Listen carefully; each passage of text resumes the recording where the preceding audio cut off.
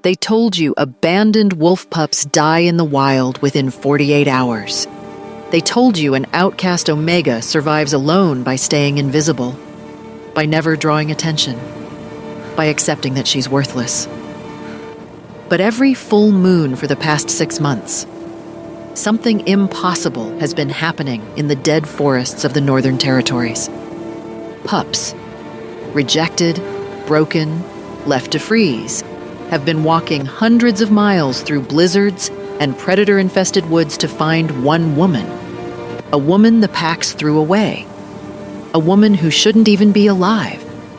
And when the Alpha King finally follows the trail of tiny footprints in the snow, expecting to find a monster hoarding stolen children, he discovers something that will shatter everything he thought he knew about power, destiny, and the moon goddess herself. Listen closely. Some patterns aren't coincidence, unless they're prophecy. And this one has been unfolding for 1,000 years. If you're ready to discover why these children keep finding her, and what the Alpha King uncovers that changes everything, hit that like button right now and subscribe so you don't miss what happens next. Because this story, it doesn't end the way you think. Trust me.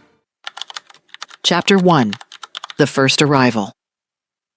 The cottage smelled of wet pine, wood smoke, and the faint metallic tang of loneliness. It was a scent Rosalind Ritter had stopped noticing 2 years ago, somewhere between her exile and the first winter she survived without a pack's protection. Outside, the wind carved through the Douglas firs like a blade, a sound that had become her only companion in the dead zone, the lawless stretch of wilderness between pack territories where rogues went to disappear or die, usually die.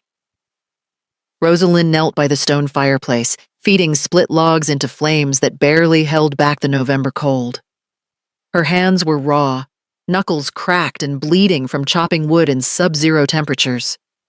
She wore 3 layers of men's clothing she'd scavenged from an abandoned hunter's cabin last spring: thermal underwear, a flannel shirt with the elbows worn through, and a canvas jacket held together with dental floss and hope. 26 years old. Outcast. Mateless. Worthless. The words her former pack had branded her with still burned hotter than frostbite. She stood, wiping soot on her jeans, and walked to the single window. The glass was covered in frost patterns that looked almost like runes, delicate, intricate, impossible. She traced one with her fingertip, watching her breath fog the pain. Then she heard it, and a sound that didn't belong to the wind. Scratch, scratch, scratch. Rosalind's wolf, a small dormant thing that rarely stirred anymore, suddenly lifted its head inside her chest. Not a threat. Not prey. A pup. Her hand moved to the iron poker by the hearth, habit, not fear, as she crossed the small room in 4 strides. The scratching continued, weak and desperate, at the heavy oak door she'd reinforced with salvaged metal. She threw the bolt and yanked it open. A blast of Arctic air hit her face, threatening to rip the door from her grip. Snow swirled into the cottage, and there, collapsed on her doorstep, was a child. A wolf pup. Rosalind didn't hesitate. She dropped the poker, grabbed the tiny body, and hauled it inside, kicking the door shut against the storm. The pup was maybe 4 years old, barely 30 pounds, and hypothermic. And its lips were blue. Its fingers, half shifted into claws, were frozen stiff. Patches of gray fur sprouted from human skin in chaotic patterns, a sign of severe trauma or inability to complete a shift. "No, no, no," Rosalind whispered, carrying the child to the fireplace. She stripped off the soaked, inadequate clothing, a thin t-shirt and shorts, nothing meant for a blizzard, and wrapped the small body in her only blanket, the one she'd been sleeping under moments ago. The pup's eyes fluttered open. They were amber, bright and wild, and they locked onto Rosalind's face with an intensity that stopped her breath. "Safe," the child whispered, the word barely audible. "Found Mama." Rosalind's throat tightened. "I'm not your mother, sweetheart." But the pup smiled, a tiny broken thing, and one small hand reached up to touch Rosalind's cheek. At the moment their skin made contact, light exploded behind Rosalind's eyes. Not actual light, something deeper. A feeling. A recognition that slammed into her chest like a freight train. Every cell in her body knew this child. Not from memory, but from something ancient and cellular. Like her DNA was screaming, "Mine, mine, protect, mine." She gasped, jerking back, and the sensation cut off like a severed wire. The pup's hand fell limp. The child's breathing evened out, slipping into exhausted sleep. Rosalind sat back on her heels, trembling. What the hell was that? She'd never felt anything like it. Not even with her ex-mate, the alpha who'd rejected her in front of the entire Silver Ridge pack, citing her insufficient omega qualities and failure to produce viable heirs. The bond with him had been a weak thread, easily severed. This had felt like a chain, unbreakable, forged in starlight. She shook her head, forcing herself to focus. The pup needed warmth, fluids, and medical attention she couldn't provide. She had no training beyond basic first aid, no supplies beyond what she'd stolen from a gas station 6 months ago. But she did have a fire, thin soup made from rabbit bones, and sheer, stubborn refusal to let a child die on her floor. For the next 3 hours, Rosalind worked. She heated water, dribbled broth between the pup's lips, rubbed circulation back into tiny limbs. She sang softly, old lullabies her own mother had sung before the car accident that killed her when Rosalind was 8. As dawn broke gray and cold through the window, the pup's color returned. The chaotic fur patches smoothed back into human skin, and the child's breathing deepened into genuine rest, not the shallow panting of hypothermia. Rosalind finally allowed herself to collapse into her single wooden chair, exhaustion crashing over her like a wave. That's when she noticed it. The pup's left palm, previously clenched in a fist, had relaxed open during sleep. There, drawn in what looked like silver ink that shimmered faintly in the firelight, was a symbol. A crescent moon. Incomplete. Only the left curve was visible. Inside the arc were 3 lines, geometric and precise, like part of a larger pattern. Rosalind leaned closer, frowning. She'd never seen markings like this. Pack tattoos were always on the shoulder or neck, and they were done with traditional ink, not whatever this glowing substance was. She reached out, hesitating, then gently touched the symbol. At the moment her finger made contact, a voice, not sound, but sensation, bloomed in her mind. First piece. 11 more to find. She is waking. Rosalind yanked her hand back, heart hammering. The voice was gone. The mark had stopped glowing. She was losing her mind. Isolation was finally breaking her. Except the pup was real. The mark was real.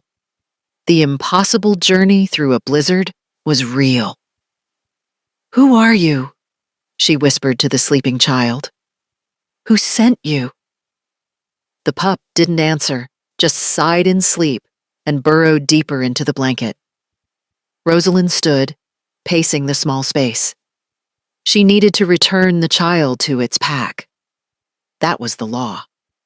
Keeping a lost pup was kidnapping, punishable by execution.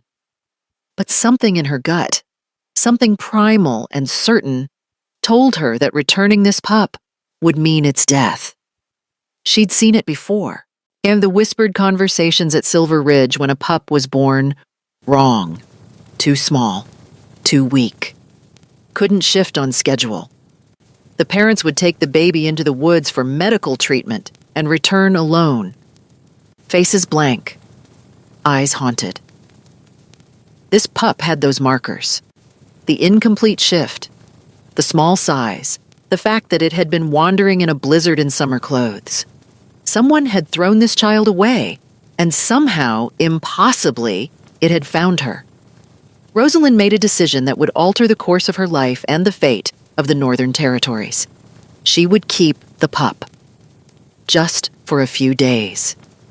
Just until she figured out where it came from and why it was marked with silver moonlight. Just until she understood why, when the child touched her, every broken part of her soul had whispered, "Home." Chapter 2. The pattern emerges. 2 weeks passed in a blur of routines Rosalind had never expected to build. The pup, who refused to speak beyond that first whispered, "Mama," became a shadow at her heels. Rosalind had no crib, no toys, no proper children's clothing. She tore up her spare flannel to make smaller shirts, used rope as a belt, and let the child sleep curled against her back at night for warmth. She'd named her Lily. Not the pup's real name, probably, but the child responded to it with bright eyes and a gap-toothed smile that made Rosalind's chest ache. Lily was strange. Beautiful, but strange. She never spoke beyond single words. Hungry. Cold. Story. But she hummed. Constant, melodic sounds that rose and fell like wind through trees. And her eyes would sometimes go distant, unfocused. Like she was listening to something Rosalind couldn't hear. The silver mark on her palm hadn't faded. If anything, it glowed brighter when Lily was happy, dimmer when she was scared. Rosalind had stopped touching it after that first vision. Whatever the mark was, it connected to something she wasn't ready to understand. On the 15th night, Rosalind woke to Lily sitting bolt upright on their shared bedroll, eyes wide and glowing silver in the darkness. "They're coming," Lily whispered. "Who's coming?" Rosalind asked, reaching for the hunting knife she kept under her pillow. "The others." Lily tilted her head, listening to silence. "3. They're scared. They're cold. They need Mama." Before Rosalind could respond, the scratching started. Not at the door this time. At the window. Rosalind's blood went cold. She grabbed Lily, shoving the child behind her, and moved to the window with the knife raised. Outside, illuminated by the faint glow of the fire through the glass, were 3 small faces pressed against the frost. 3 more pups. "Impossible," Rosalind breathed. But Lily was already running to the door, throwing the bolt with strength that shouldn't exist in a 4-year-old. "Let them in! They'll freeze!" The door burst open. Snow and wind howled into the cottage, and 3 children stumbled inside, soaked, shivering, eyes wild with terror and hope. 2 boys, 1 girl. Ages ranging from maybe 5 to 7. All 3 had the same chaotic half-shift patches, the same malnourished frames, the same desperate, haunted expressions. And when Rosalind's shocked gaze dropped to their hands, her heart stopped. Each one had a silver mark on their left palm. To different symbols, geometric shapes, partial curves, straight lines, but glowing with the same ethereal light. "What is this?" Rosalind demanded, though the children couldn't possibly answer. "How did you find me?" The oldest boy, maybe 7, with dark hair and 1 green eye, 1 brown, looked at her with ancient gravity. "We followed the song," he said simply. "What song?" "Yours." He stepped closer, snow melting off his bare feet onto her floor. "You're calling us, don't you know?" "I'm not calling anyone," Rosalind snapped, but her voice shook. Because that wasn't entirely true, was it? She'd been dreaming, vivid, strange dreams of children crying in darkness, of her voice reaching through forests and mountains, of small hands reaching for her across impossible distances. She'd thought they were nightmares born of isolation. But these children were real. "We have to stay," the girl said, younger, maybe 5, with blonde curls matted with ice. "The bad people want to hurt us. You won't let them. You can't." The last word came out with weight, like a prophecy. Rosalind looked at the 4 children now crowding her tiny cottage, Lily and the 3 newcomers, and felt reality tilting sideways. This wasn't coincidence. This was a pattern. "What are your names?" she asked, forcing calm into her voice. "Jasper," said the 7-year-old boy. "Violet," said the blonde girl. "Finn," said the last boy, maybe 6, with bright red hair and freckles. "And you walked here, through the dead zone, in a blizzard?" They nodded in unison. "From where?" "Different places," Jasper said. "I came from Ironwood Pack. Violet came from Clearwater. Finn came from Redstone. Those were territories 50, 70, and 90 miles apart, in different directions." "That's impossible," Rosalind said. "Children can't navigate that far. You'd need—" "The marks showed us," Violet interrupted, holding up her glowing palm. "Look." She pressed her hand against Jasper's. The symbols flared brighter, and suddenly the two separate marks seemed to connect, like puzzle pieces aligning. Rosalind's breath caught. She grabbed Lily's hand, then Finn's, and pressed all 4 children's palms together in the center of the room. Light exploded. Not metaphorical this time. Actual blinding silver light that made Rosalind stumble backward, shielding her eyes. The children didn't flinch. They stood in a circle, hands joined, as the marks on their palms blazed like stars. When the light faded, Rosalind's vision swam with afterimages. But what she saw on the children's skin made her knees buckle. The 4 symbols had merged, visible now not just on their palms, but projected faintly in the air above their joined hands. Together, they formed a quarter of a crescent moon, still incomplete, but undeniably intentional. Inside the arc, more lines had appeared, forming what looked like letters in a language Rosalind had never seen. "What does it say?" she whispered. Jasper looked up at her, his mismatched eyes solemn. "It says your name. In the old tongue." "I don't have a name in the old tongue. I'm nobody. I'm an outcast." "No," Lily's small voice was firm. "Your mama, the first mama, the one who listens when we cry." The one who listens. That phrase snagged in Rosalind's mind like a thorn. Because it was true, wasn't it? For weeks now, she'd been hearing things. Faint whispers on the wind. Crying that woke her at 3 a.m. even though she was alone. She'd thought it was grief, or madness, or the ghost of the child she'd been told she could never have. But what if it was real? What if these children had been calling to her across mountains and pack borders, and some broken part of her had been answering? "This is insane," she muttered, pacing. "You need to go back to your packs. Your parents must be—" "Our parents left us," Finn said flatly, "in the woods, with notes that said we were mistakes." Violet nodded, tears streaming down her cheeks.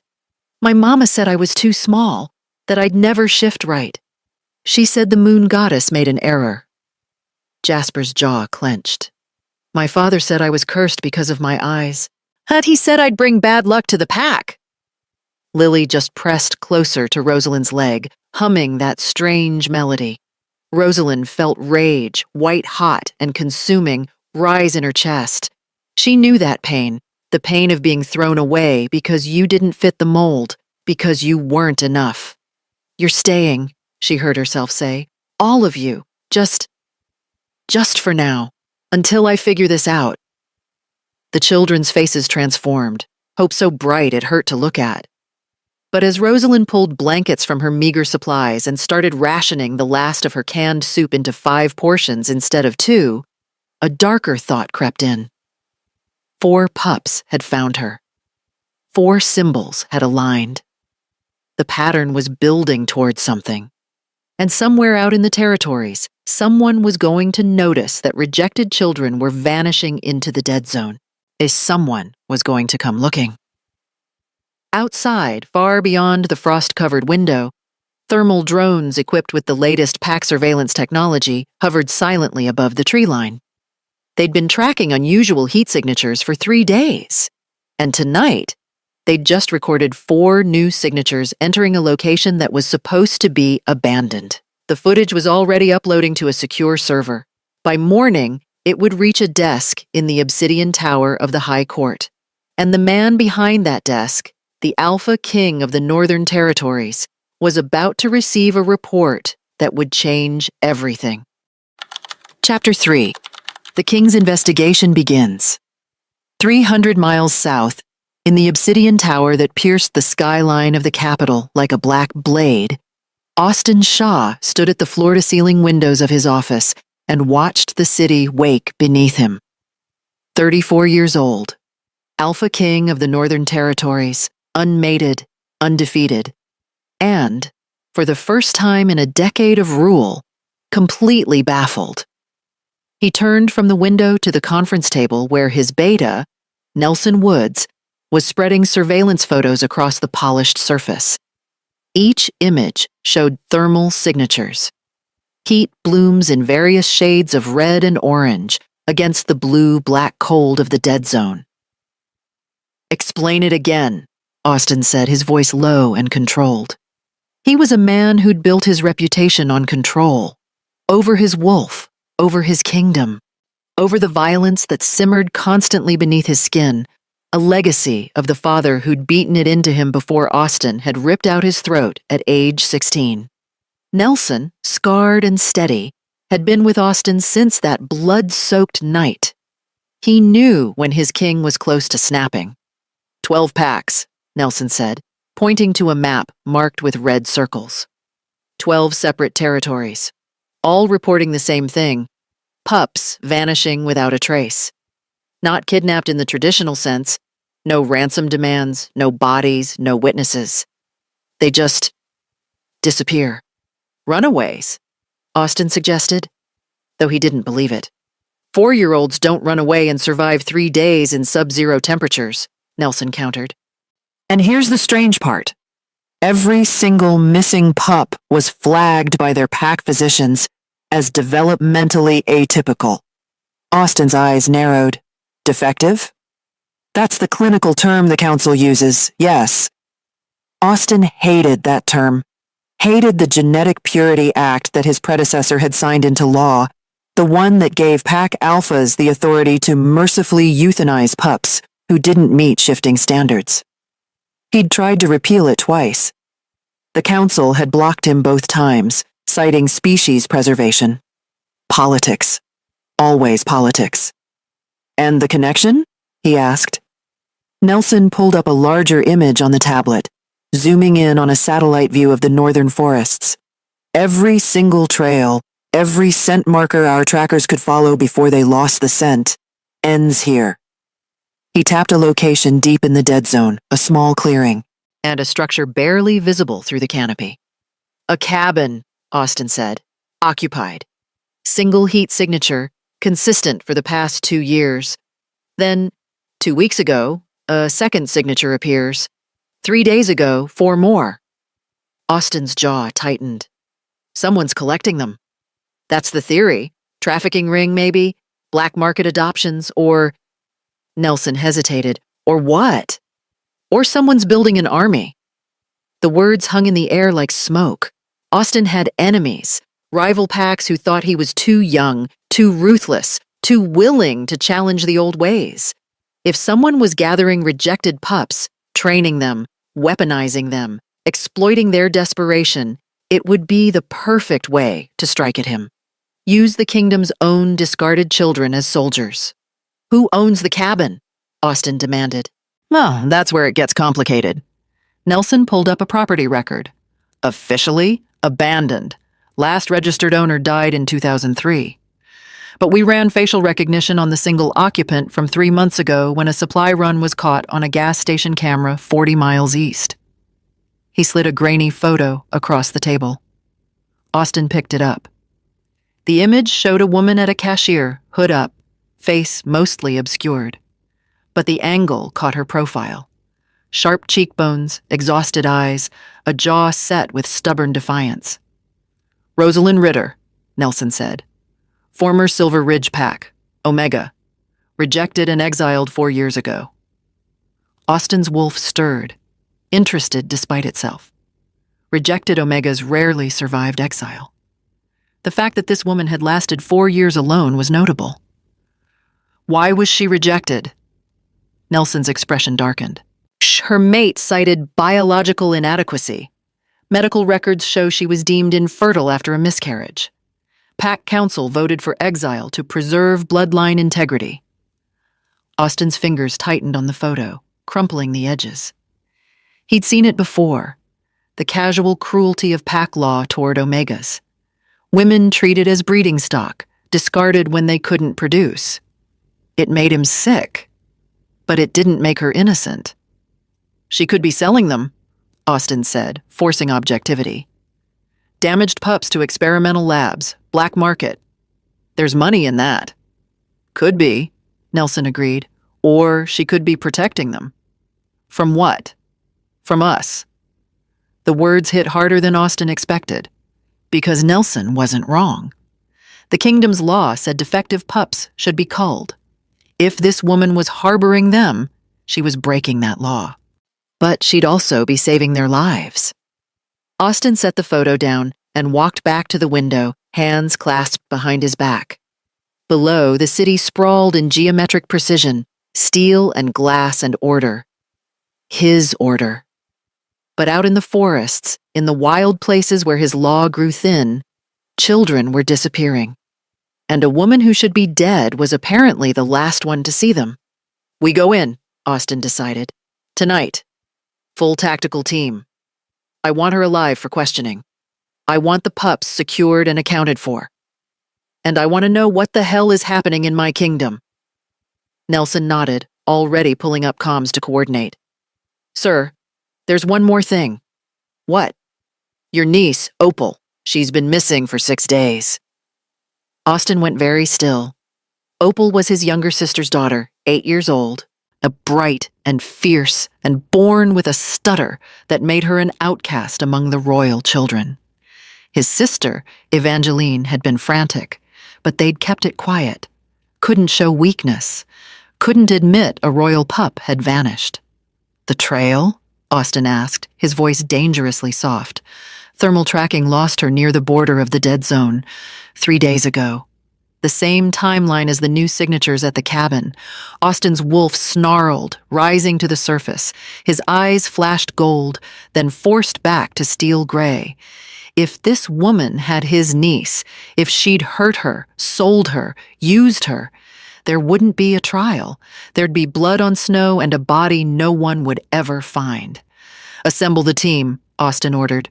We leave at sunset. And Nelson? Sir? Tell them to bring restraints. If she resists, I want her incapacitated, not killed. I have questions. And dead women don't answer. Nelson left, and Austin returned to the window, staring north toward the forests he couldn't see from here, but knew intimately. He'd hunted those woods as a boy, before the crown, before the responsibility. Now he'd hunt them again. But this time, the prey was a woman who'd survived 4 years of impossible odds. A woman whose face, even in that grainy photo, had triggered something uncomfortable in his chest. Not attraction.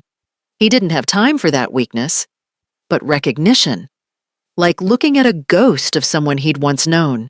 He shook it off. Sentiment was a liability. By midnight, he'd have answers. And by dawn, the mystery of the vanishing pups would be solved. Meanwhile, 300 miles north.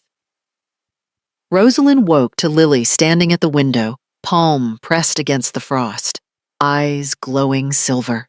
Mama, the little girl whispered. He's coming. Who's coming? The angry king, the one who doesn't know he's looking for home. Rosalind's blood ran cold. What are you talking about? But Lily just hummed that strange melody and traced patterns in the frost.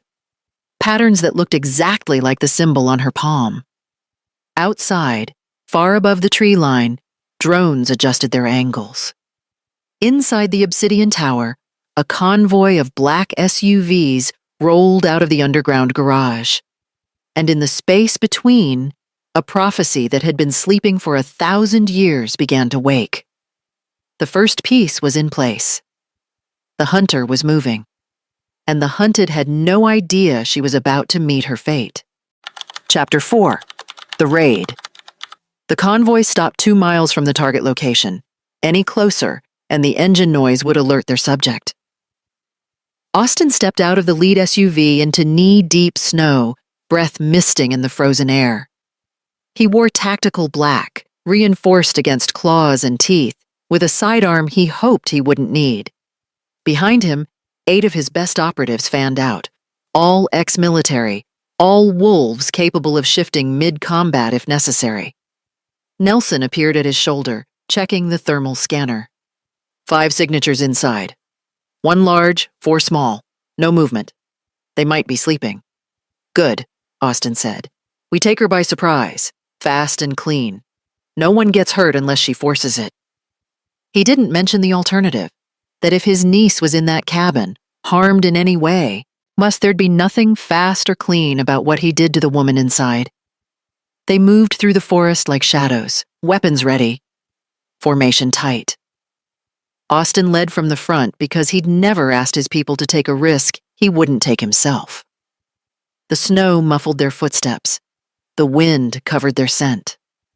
20 minutes of silent approach, and the cabin materialized through the trees. It was smaller than Austin had expected. 1 room, maybe 2. Walls patched with mismatched wood. A metal chimney leaking thin smoke. No lights except the flicker of firelight through gaps in the boarded windows. This was where the missing pups had gone. This freezing shack held together with hope and duct tape. Austin raised his fist. The team froze. He signaled. Nelson and 2 others to the back. The rest with him at the front door. They moved into position. Austin counted down silently. 3, 2, 1. He didn't knock. His boot hit the door just right of the lock, and the rotted wood exploded inward, hinges shrieking. Austin surged through, weapon raised, tactical light cutting through the smoke-hazed interior. "Nobody move! Hands where I can see them!" The scene that greeted him stopped him cold. The woman, Rosalind, was on her feet in an instant, standing between him and 4 children huddled on a makeshift bed of blankets. She held a kitchen knife, the blade shaking in her grip, but pointed directly at his chest. She was smaller than her photo suggested, maybe 5'5" in the oversized boots, drowning in layers of men's clothing. Her dark hair was tangled, her face smudged with soot, and her eyes, fierce, terrified, defiant, were the color of amber in firelight.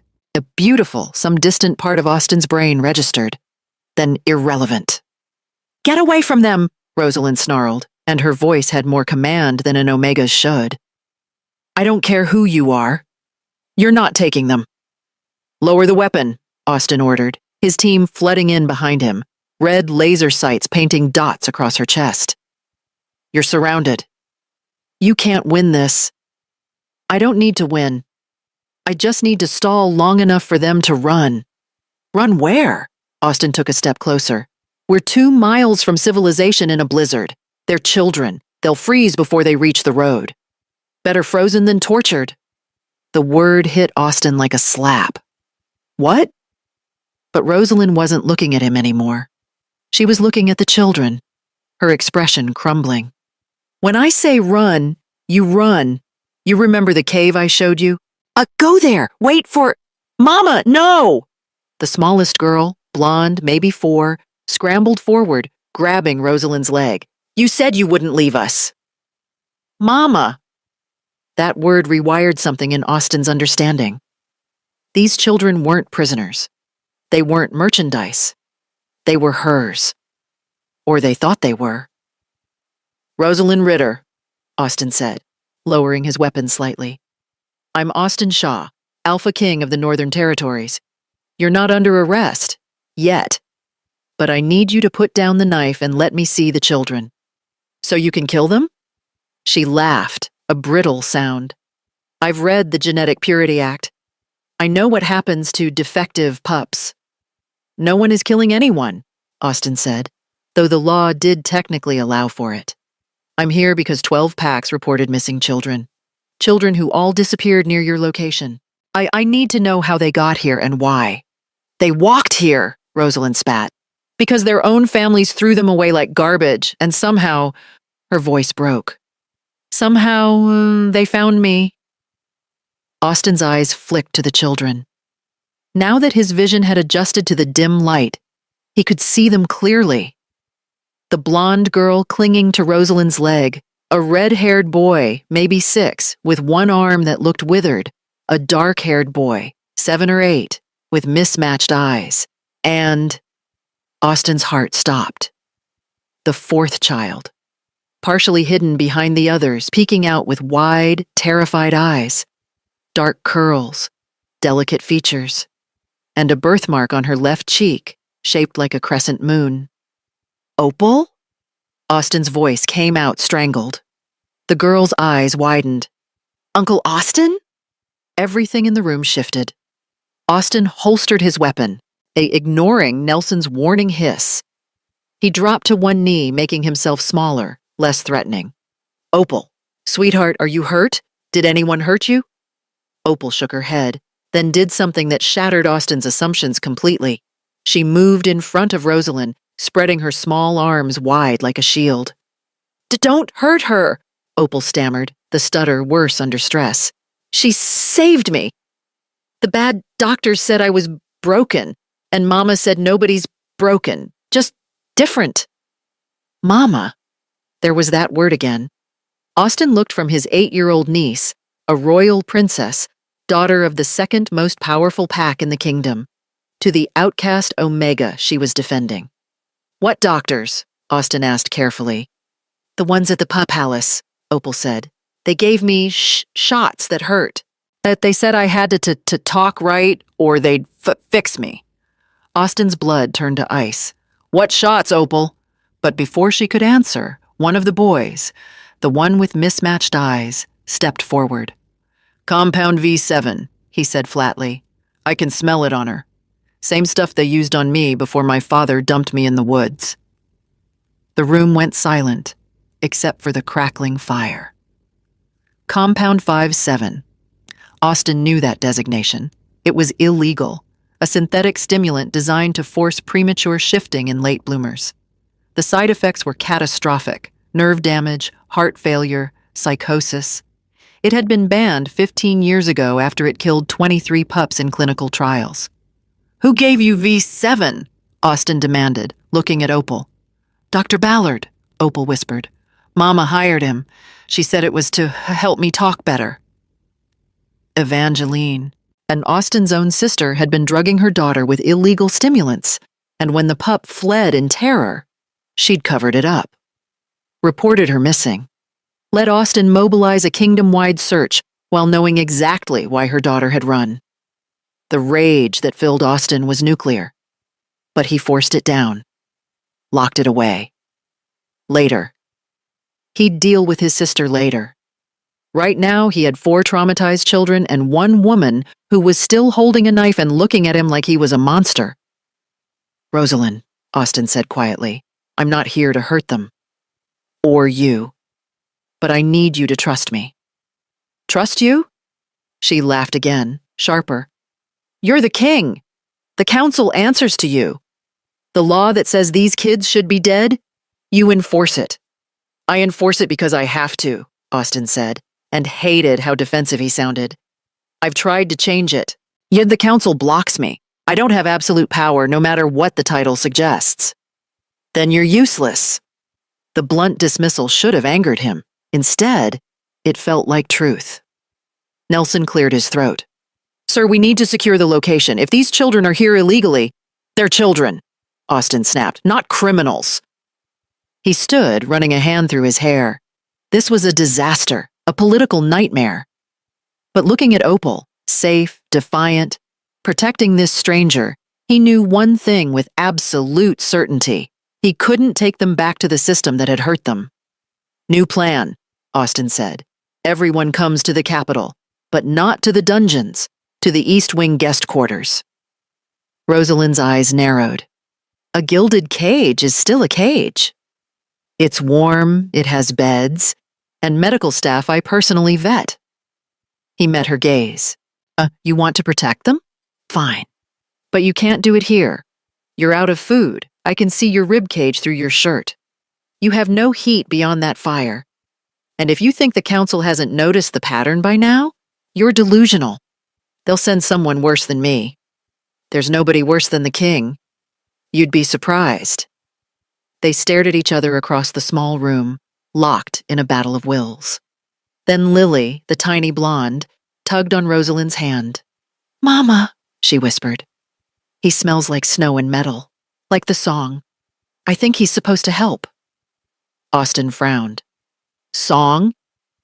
But Rosalind was looking at Lily with an expression Austin couldn't read. Fear. Recognition. Resignation. "If I say yes," Rosalind said slowly, "what happens to them?" "Medical evaluation by Dr. Payne. She's trustworthy. Food, rest, and then we figure out what's really happening here." "And me?" Austin hesitated. Legally, she was a fugitive, harboring unregistered minors, breaking exile terms. The council would demand her arrest. But looking at her, this woman who'd kept 4 children alive in a frozen cabin with nothing but determination, he couldn't bring himself to say it. "You stay with them," he said, "as their guardian, until we sort this out. I want that in writing. You don't trust my word? I don't trust anyone who wears a crown." "Fair." Austin pulled out his phone, ignoring Nelson's incredulous look, and typed out a quick executive order. Rosalind Ritter granted temporary legal guardianship of minors currently in her care. All charges suspended pending investigation. Signed, Austin Shaw, Alpha King. He showed her the screen. She read it twice, and then finally, lowered the knife. "If you hurt them," she said quietly, "I will find a way to hurt you. Crown or not." Austin believed her. "Deal," he said. Outside, the drones captured everything. The children being wrapped in thermal blankets. The woman being escorted, not dragged, but walking beside the king, to the waiting vehicles. And as the convoy pulled away from the cabin, leaving it dark and empty, one detail went unnoticed by everyone except Rosalind. On the wall above the fireplace, invisible to the tactical team's lights, but glowing faintly in the dying embers, was a mural. 4 symbols. 4 children's handprints in silver ink, arranged in a perfect quarter circle, waiting for 8 more pieces to complete the prophecy. Please, if you're hooked on this story, prove it. Hit subscribe. Thank you. Chapter 5. The Interrogation.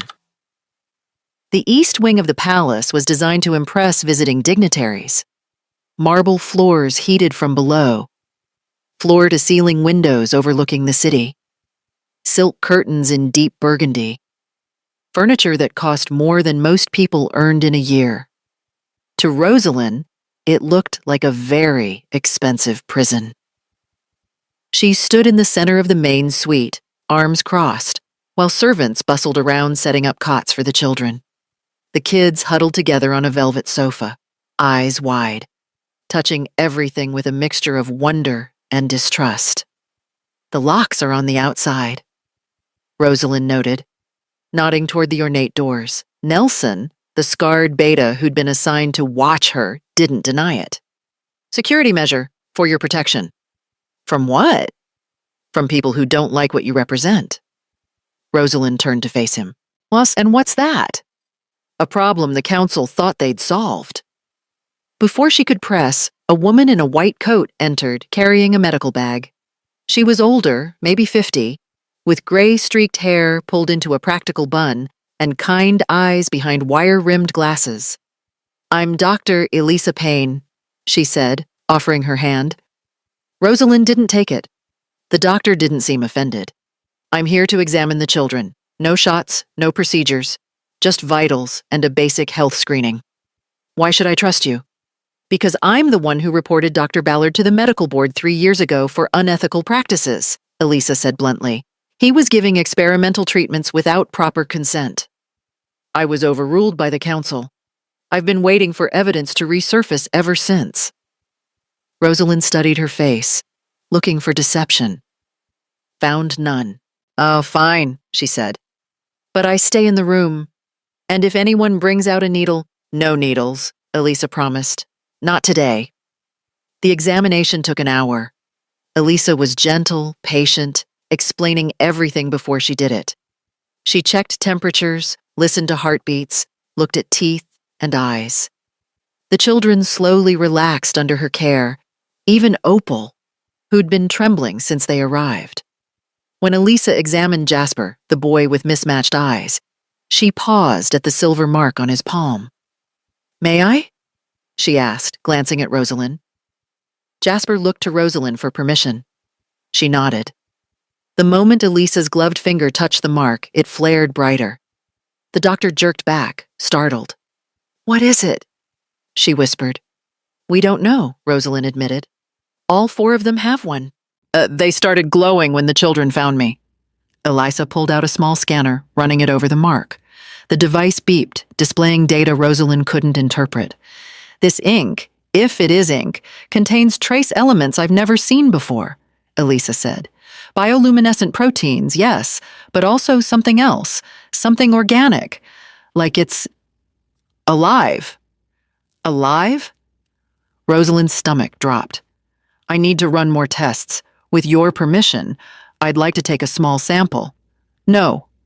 Rosalind stepped between them. "No samples. No tests. Not until I know what's happening." Elisa looked like she wanted to argue, but Nelson cleared his throat from the doorway. "The king wants to speak with you," he said to Rosalind. "Privately. I don't leave the children. They'll be safe here. Dr. Payne will stay with them." And the king was very clear. "You come willingly or he comes here. Your choice." Rosalind looked at the kids. They were exhausted, already nodding off on the oversized beds the servants had prepared. Lily was curled against Opal, humming softly.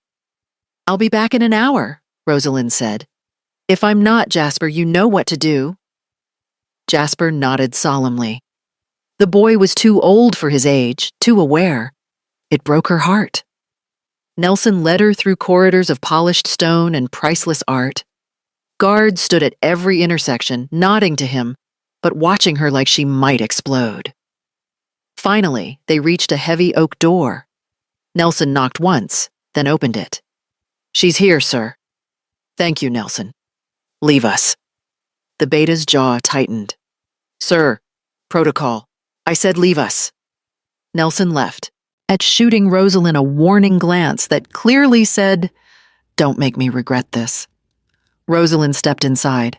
The room was all dark wood and leather, a study, not an office. Bookshelves lined the walls, a fireplace crackled in the corner, and behind a massive desk sat the Alpha King, looking far more dangerous without the tactical gear. He'd changed into dark slacks and a white shirt with the sleeves rolled up, revealing forearms corded with muscle and marked with scars. His steel gray eyes tracked her movement as she entered, predatory and assessing. He was handsome in the way avalanches were beautiful, lethal and undeniable. Rosalind hated that she noticed. "Sit," Austin said, gesturing to a chair across from him. "I'll stand." His mouth quirked. "Of course you will." He poured amber liquid into 2 glasses, slid one across the desk toward her. Drink." "I don't drink." "It's not poisoned, if that's what you're worried about." "I'm not worried.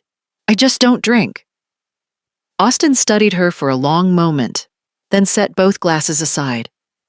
"Fine. Let's get to it. How did you find those children?" "I didn't. They found me. 4 pups from different packs, all navigated through the dead zone to your cabin by coincidence." "I didn't say coincidence. I said I don't know how." Austin leaned forward, elbows on the desk. "The symbols on their hands. What are they?" "I don't know." "When did they appear?"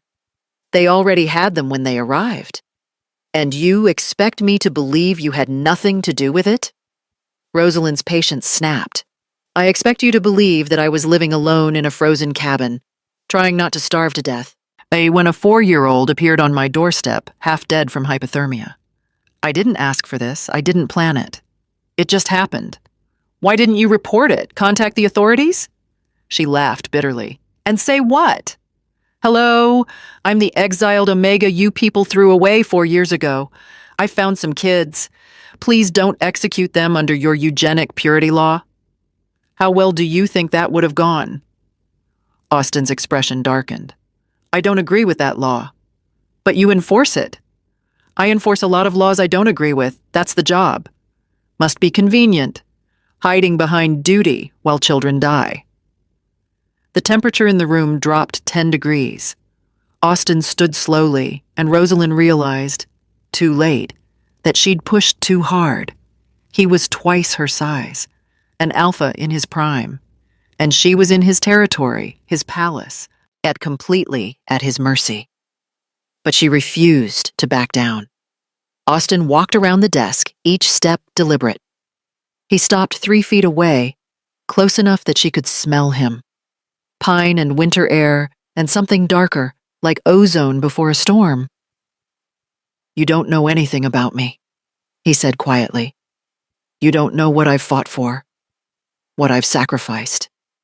So don't stand in my house and accuse me of cowardice. Then prove me wrong, Rosalind shot back. Change the law, protect those kids. It's not that simple. It never is, not for people with power. They glared at each other, the air crackling with tension that wasn't entirely hostile. Then Austin did something unexpected. He laughed. It was a short, incredulous sound. You're either incredibly brave or incredibly stupid. Probably both. He shook his head, returning to his desk. I ran your medical records. You were rejected for infertility. Rosalind's hands clenched. Is there a point to this humiliation? The point is that Opal calls you Mama, so do the others, and you let them. Because they need someone. Or because you need them. The words hit harder than a physical blow. Rosalind felt her throat tighten, but she forced her voice to stay steady.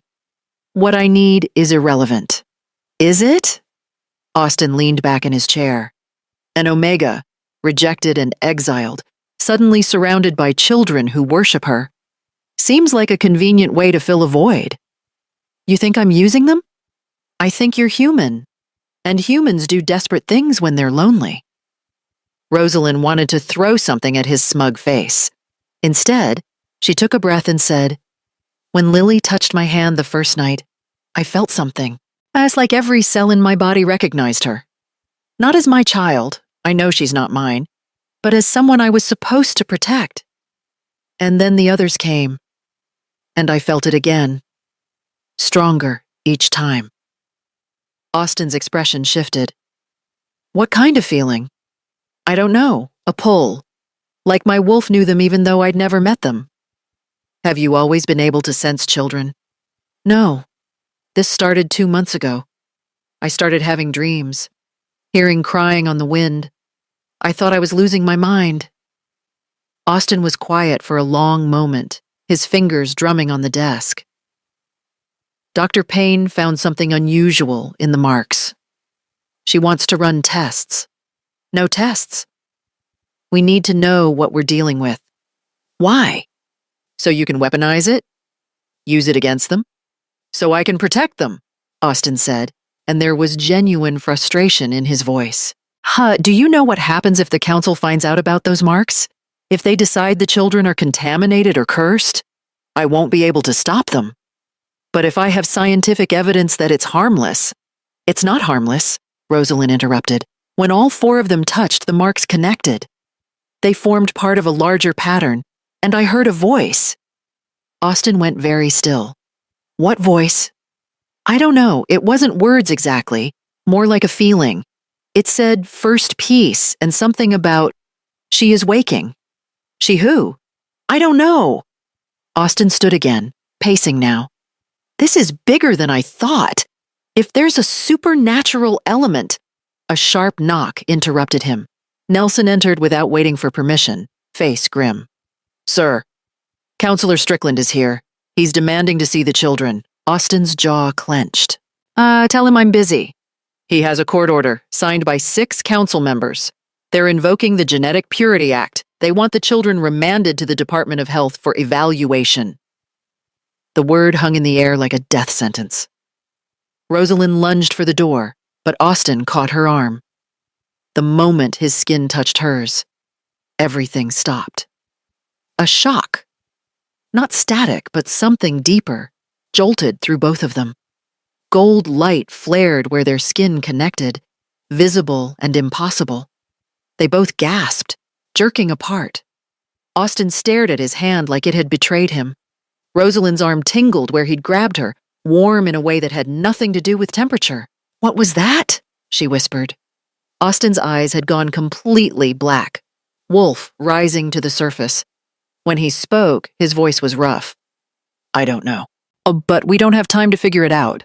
Nelson, stall Strickland. Tell him I'll meet him in the throne room in 20 minutes. Sir, 20 minutes. Go." Nelson left, looking deeply unhappy. Austin turned to Rosalind, and the intensity in his gaze made her step back. "That thing that just happened," he said. "We don't mention it. To anyone. Understood?" "Why?" "Because if the council thinks we're connected, they'll use it against both of us, and those children will be the first casualties." He was right, and she hated it. "What do we do?" she asked. "You stay here. I deal with Strickland. And we hope I can buy us enough time to figure out what the hell is happening before this kingdom tears itself apart."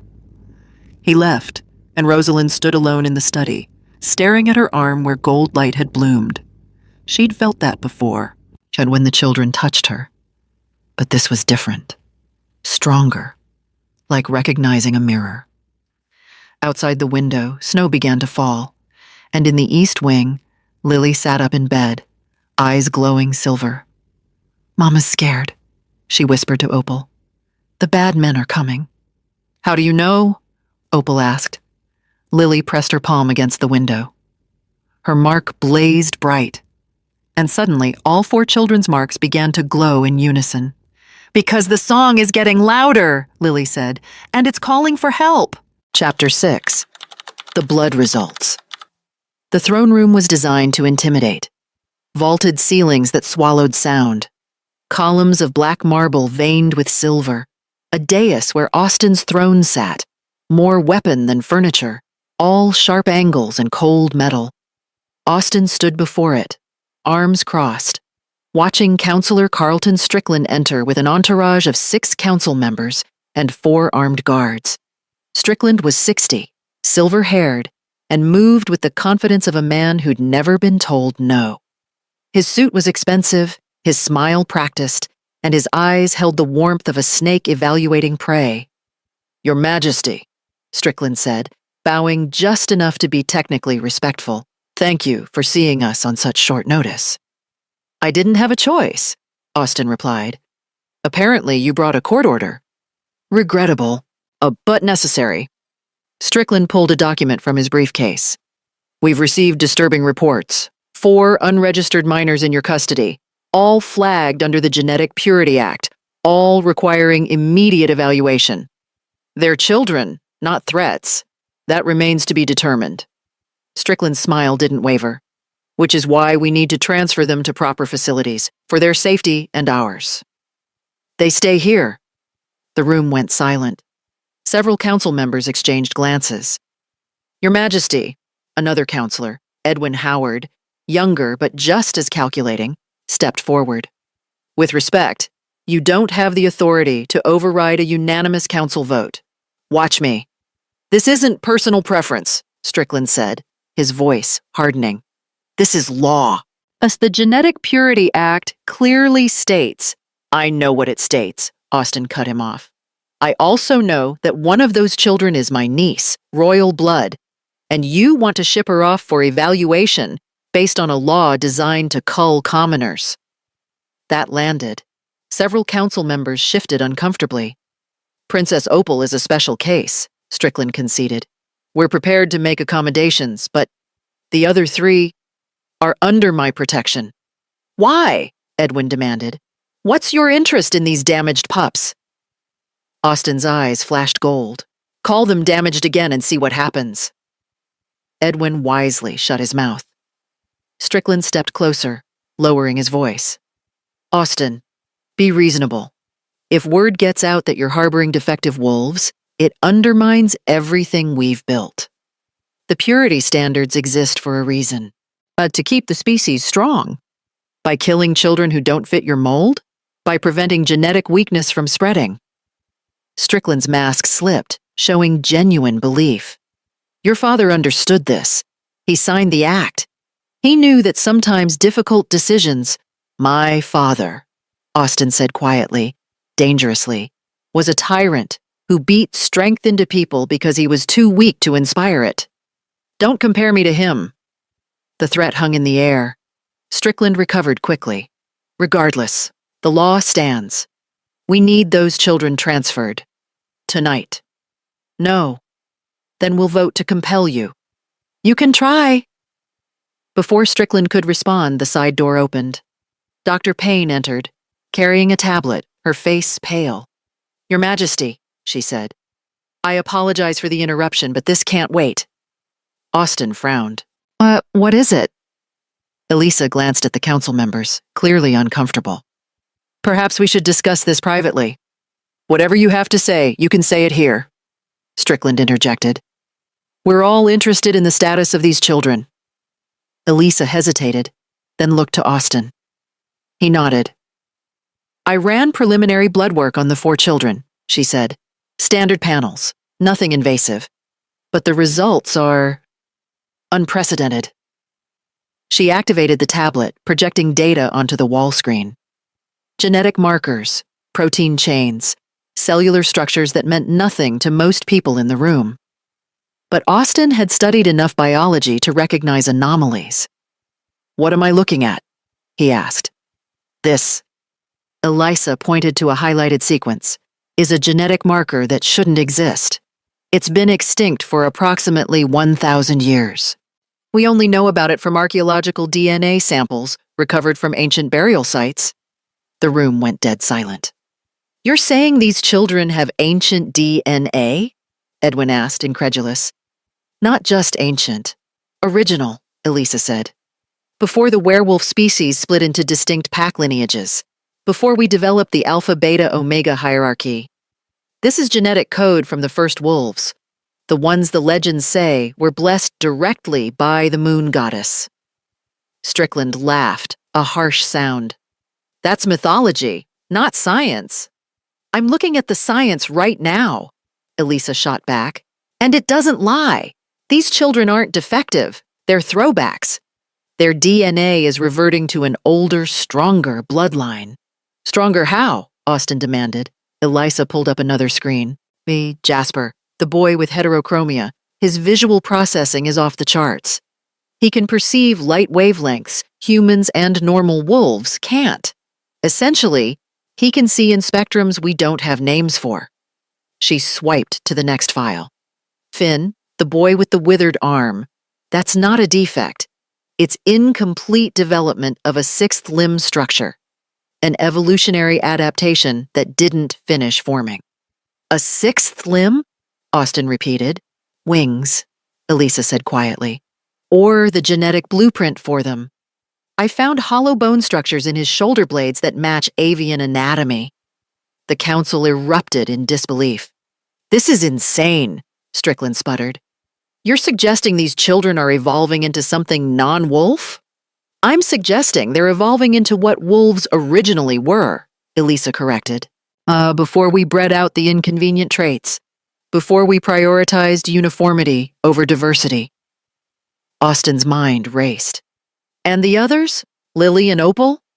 Lily's auditory processing is superhuman. She can hear frequencies far beyond normal range. And Opal, Elisa paused.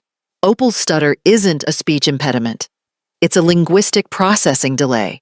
Her brain is trying to translate concepts that don't exist in modern language. I think she's hearing or understanding something we can't. The old tongue, Austin murmured, remembering the symbols. Possibly. I'd need more time to confirm. Strickland had gone very pale. If this is true, if these children carry ancient genetics, they're too dangerous to leave unsupervised. We need to study them, contain them. They're not lab rats, Austin snarled. They're anomalies that could destabilize the entire species hierarchy, Edwin shouted. If this gets out, every pack will be questioning the purity standards, questioning the council's authority. Maybe they should, Austin said. The room exploded in argument. Council members shouting over each other, guards tensing, the carefully maintained order fracturing. Austin let them fight. Because while they were distracted, he was thinking ancient bloodlines, extinct genetics, children who shouldn't exist according to modern science but were alive and thriving, and a woman who could somehow call them across impossible distances. "Where's the Omega?" Austin asked Elisa quietly, under the noise. "Still with the children." She refused to leave them. "Did you test her blood?" Elisa's expression turned grim. "She wouldn't let me. But I didn't need to. Because when I was examining Lily, the child grabbed both our hands. The mark on her palm flared, and I felt—" She shook her head. "I felt a connection, like a circuit completing. And for just a second, I understood." "Understood what?" "Why the children found her." Elisa met his eyes. "She's not just attracting them, Austin. She's calling them. Not consciously, maybe. But her body, her genetics, are broadcasting a signal. And these children, with their ancient DNA, are the only ones who can hear it." Austin's wolf stirred, agitated. "What kind of signal?" "I don't know. But I pulled some of Rosalind's old medical records from Silver Ridge, the ones from when she was rejected. And her infertility diagnosis was based on a miscarriage she had at 19. But the fetal DNA from that miscarriage wasn't normal wolf genetics. It had the same markers as these children." Austin felt the ground shift under his feet. She was carrying an ancient bloodline child, which means she has the genetics to produce them. And if I'm right about the signal, her body might be trying to compensate for the loss by drawing other ancient bloodline children to her. That's impossible. So we're flying wolves, yet here we are. Austin turned back to the arguing council, his decision crystallizing. "Enough!" His alpha voice cut through the chaos like a blade. Everyone fell silent. "The children stay in my custody," Austin declared. "Under guard if that makes you feel better. But they're not going to your facilities. They're not being experimented on. And they're certainly not being euthanized." "You're making a mistake," Strickland warned. "Probably. But it's my mistake to make. The council will vote. Let them vote. I'll veto it. You can't veto a unanimous council decision on matters of species security." Austin smiled, sharp and dangerous. "Then I guess you'd better make sure it's not unanimous." He looked directly at Edwin, the youngest counselor, the one who'd been wavering. "How old is your son, Edwin?" Edwin paled.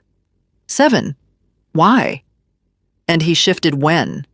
He hasn't. Yet. So under current standards, he's defective, subject to evaluation. Possible euthanization. That's different. How? Austin pressed. Because he's yours? Because he's nobility? Or because you know in your gut that the law is wrong? Edwin said nothing, but his jaw clenched. Austin addressed the room. Every single person here knows someone affected by these standards. A cousin who shifted late. A nephew with a stutter. A niece who's too small. We've been culling our own children out of fear, and now we find out we weren't eliminating weakness. We were destroying our strongest bloodlines. Several council members looked uncomfortable. "This meeting is over," Austin said. "You have your answer. The children stay. Dismissed." Strickland looked like he wanted to argue, but the other council members were already filing out, muttering among themselves. When the room cleared, only Elisa and Nelson remained. "That was risky," Nelson said. "I know. Strickland won't let this go. He'll find another way." "I know that too." Elisa cleared her throat. "There's one more thing, about Rosalind." Austin turned to her. What?" "When I ran her genetic profile, I found something. A marker I've only seen in one other place." "Where?" "The Royal Bloodline Archives, your family's genetic records." Austin went very still. "What are you saying?" "I'm saying Rosalind Ritter has a genetic compatibility match with you, That's statistically impossible. 1 in 10 million. The kind of match that only occurs between fated mates, Austin finished, his voice hollow. The gold spark, the recognition, the way his wolf had roared to life when he touched her. It wasn't just attraction. It was destiny. And it was the worst possible timing. Don't tell her, Austin said. Not yet. Not until we figure out what's happening with the children. Austin. That's an order, Elisa. The doctor nodded reluctantly. Austin walked to the window, looking out over the city. At somewhere in this palace, a woman who should have been his enemy was protecting children who shouldn't exist. And the moon goddess, it seemed, had a cruel sense of humor. Because the one person who could save those children, the one person whose genetics could unlock the mystery, was the same person Austin's wolf had already claimed as mate. The person he'd been taught to see as worthless. The person who hated everything he represented. We're in trouble, Austin muttered. Sir? Nelson asked. Nothing. Just talking to myself. But deep in his bones, Austin knew this wasn't about 4 children anymore. This was about the future of their entire species. And the woman holding the key had every reason to let it burn. Chapter 7. The Trial. 3 days passed in tense silence. The children remained in the East Wing under guard. Rosalind stayed with them, sleeping on the floor beside their beds, refusing every comfort offered. She didn't trust the servants, the food, the soft blankets. She especially didn't trust the guards posted outside their door. Austin kept his distance. He sent Elisa to check on them twice daily, sent meals that went half-eaten, sent messages through Nelson that Rosalind ignored. He was avoiding her, and she knew why. That spark, that impossible gold light when they'd touched. She felt it too. A pull in her chest whenever he was near, like her wolf recognized something her human mind refused to accept. Fated mates were rare, 1 in a million. And the idea that the moon goddess would bind her to the Alpha King, the man who enforced the laws that had destroyed her life, was either cosmic irony or outright cruelty. On the 4th morning, Nelson arrived with a grim expression. The council has called for a public hearing, he said through the door. Today, noon. The throne room will be open to press and pack representatives. Rosalind's stomach dropped. They're forcing a trial. It's not technically a trial, just a formal inquiry into matters of public safety. But yes, they want you and the children on display. And if I refuse, they'll come get you, and it won't be gentle. Rosalind looked at the children. They were playing quietly. Lily and Opal building towers from books, Jasper reading, Finn drawing pictures of things that didn't exist. Wings. 6-legged creatures, as symbols that matched the marks on their palms. What does Austin want me to do? She asked, hating that she cared. Nelson's expression softened slightly. He wants you to trust him, to let him handle this. I don't trust anyone who wears a crown. I know, he knows. But right now, he's the only thing standing between those kids and the council's evaluation facilities. So maybe consider trusting him anyway. At noon, the throne room was packed. Representatives from every major pack in the Northern Territories filled the gallery. Cameras lined the walls, broadcasting live to the kingdom. Reporters sat in designated press sections. Tablets ready. Rosalind stood in the center of it all, feeling like an animal in a zoo. She'd refused the formal dress they'd tried to give her, while wearing instead her own patched jeans and the cleanest flannel she owned. If they wanted to judge her, they'd judge the truth. The children stood beside her, dressed in simple clothes Elisa had provided. They held hands in a chain, Lily, Opal, Jasper, Finn. Their marks hidden beneath bandages Rosalind had insisted on. Austin sat on his throne, face carved from stone. He wore formal black, a silver chain of office, across his chest. He looked every inch the king. And he wouldn't meet her eyes. Strickland stood at a podium to the right, shuffling papers. Edwin and 4 other council members sat in a row behind him. "This hearing is now in session," Strickland announced, his voice amplified through the hall. "We are here to address concerns regarding 4 unregistered minors currently in the custody of the Crown, and the individual who harbored them illegally, one Rosalind Ritter, former Silver Ridge Pack, exiled Omega." The way he said Omega, like it was a disease, made Rosalind's hands curl into fists. "Ms. Ritter," Strickland continued, "you stand accused of violating exile terms, harboring unregistered minors, and potentially engaging in illegal trafficking of vulnerable children. How do you plead?" Rosalind's voice was steady. "I plead that your laws are garbage and these children would be dead if I hadn't helped them." Gasps rippled through the gallery. Cameras flashed. Strickland's smile was thin. "So you admit to harboring them?" "I admit to keeping them alive. If that's a crime, then yes. Guilty." "And where did these children come from?" "They walked to me, through blizzards and forests. So because their own families threw them away like trash." "That's a serious accusation.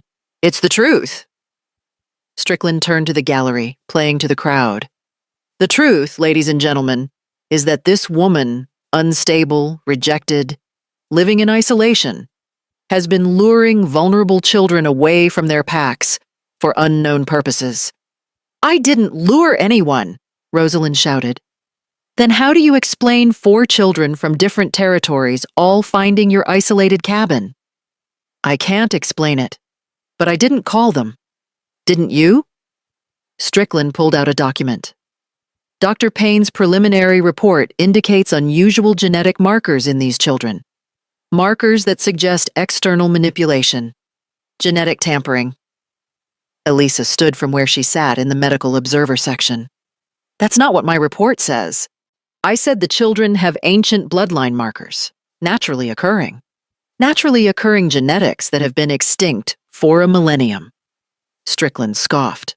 "Or genetics that were engineered by someone with knowledge of forbidden sciences." He turned to Rosalind. "You were a nurse, were you not? At Silver Ridge Medical Center?" "Yes. With access to genetic labs, fertility treatments, experimental procedures." Rosalind saw where this was going. "I was a floor nurse. I didn't work in research. But you had access and motive." Strickland's voice rose. "A rejected Omega, deemed infertile, desperate for children of her own. What if you used that access to create these children, experiment on them? And when it failed, when they came out wrong, you fled into exile with your creations." "That's insane," Rosalind's voice cracked. These aren't my children." "Then whose are they?" "I don't know, they came to me, I didn't make them." Lily tugged on Rosalind's hand. "Mama, he's lying. His heart sounds wrong." Strickland's eyes narrowed. "Did that child just claim to hear my heartbeat?" Elisa spoke up again. "Lily has enhanced auditory processing. She can detect cardiovascular rhythms at distance. It's one of her ancient bloodline traits." "Convenient," Strickland sneered. "And these traits, are they dangerous?" "Their abilities. No more dangerous than any wolf's natural strength." "Really? What about the boy with incomplete limb development? The one your report says has avian bone structures. What happens when he finishes developing? Do we have a flying wolf terrorizing the skies?" "That's not..." "Or the girl with linguistic processing delays? What is she processing? Commands? Spells? Some ancient magic we've spent centuries suppressing?" The gallery murmured, fear spreading like poison. Austin finally spoke, his voice cutting through the noise. "Counselor Strickland, you're speculating wildly. I'm protecting this kingdom, Your Majesty, from threats we don't understand. These children aren't threats. You can't know that, which is why they need to be properly contained and studied, for everyone's safety." "Studied?" Rosalind spat. "You mean tortured? Cut open to see what makes them different." "We mean evaluated by qualified professionals." "Like Dr. Ballard?" Rosalind interrupted. The one who injected Opal with illegal stimulants? The room went silent. Strickland recovered quickly. Doctor. But Ballard was treating the princess for a legitimate medical condition. He was poisoning her, Rosalind said, with compound Vive 7, a banned substance. That's a serious accusation. Do you have proof? Ask Opal. All eyes turned to the small girl. She shrank back against Rosalind's leg. Austin stood from his throne. Leave her out of this. The princess is a witness, Strickland said. If these accusations are true, she can confirm them. She's 8 years old, Austin growled, and she's been through enough. Then perhaps you should tell us why your own niece fled the palace and ended up in this woman's cabin. What was she running from, Your Majesty? The question hung like a blade. Austin descended from the dais, moving to stand beside Rosalind and the children. But the symbolism wasn't lost on anyone. The king leaving his throne to stand with the accused. Opal was running, Austin said quietly, from medical treatments she didn't consent to, from doctors who told her she was broken, from a system that saw her stutter as a defect rather than a difference. He looked at Strickland. She was running from us. From the same council that's trying to take these other children now. Strickland's mask slipped, showing anger. You're compromised, Austin. This woman has clearly influenced you. This woman saved my niece's life. Or she manipulated a vulnerable child for her own purposes. What purposes? Austin demanded. What could she possibly gain from harboring 4 starving children in a frozen cabin with no resources? Power, Strickland said simply. These children, if they truly carry ancient genetics, are invaluable. Their DNA could be used to create enhanced bloodlines, super soldiers, or they could be sold to the highest bidder. Foreign packs, experimental facilities. The black market for genetic material is extensive. I would never, Rosalind started. Wouldn't you? Strickland turned to her. You were rejected, cast out, left with nothing. And suddenly you have something every pack wants. Children with impossible abilities. Are you telling me you didn't see the opportunity? I saw children who needed help.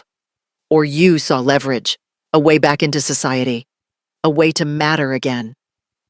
The words cut deeper than Rosalind expected.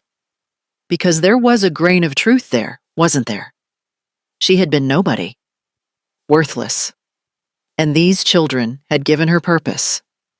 But not leverage. Never leverage. You're wrong, she said, but her voice shook. Strickland pounced on the weakness. Am I? Then explain the marks, the symbols on their palms. Ancient language that you claim to understand. How does an exiled Omega with no formal education in linguistics suddenly comprehend a dead language? I don't understand it. The children said, Strickland mocked. Convenient. The children can't be questioned because you've coached them. You control what they say, what they believe. That's not true. Prove it. Let us examine them. Let qualified doctors, not Dr. Payne, who's clearly compromised, run proper tests. Let us determine if these children are natural or created, victims or weapons. They're children, Rosalind screamed, her control finally breaking. They're scared and hurt, and they've been through hell. And you want to cut them open to satisfy your paranoia? I want to protect this kingdom from unknown threats. They're not threats. Then what are they?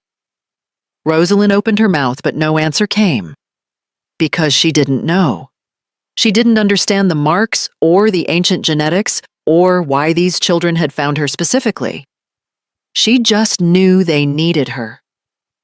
Into the silence, a small voice spoke. We're the lost ones. Everyone turned. Jasper had stepped forward, his mismatched eyes bright and fearless. We're the pieces the moon goddess hid, Opal added, her stutter less pronounced. When the wolves forgot how to love different. Lily hummed, then sang in a voice too old for her body. First came the breaking, then came the hiding. Now comes the waking. She who listens calls us home. Finn held up his palm, and the bandage fell away. His mark blazed silver, then gold, then white. One by one, the other children removed their bandages. 4 marks, 4 pieces of light. They joined hands, and the symbols connected. Light exploded through the throne room, not blinding but illuminating. The marks projected upward, forming a hologram in the air above the children's heads. A quarter of a crescent moon. Inside it, words in a language no one living should know. But Rosalind understood them. "She who was broken shall make whole," she whispered, translating without knowing how. "She who was cast out shall gather the lost. She who was deemed worthless shall prove the worth of all." The light pulsed once, twice. Then Rosalind's own hand began to burn. She looked down, gasping. On her left palm, where nothing had been before, a mark was appearing, here drawing itself in silver fire.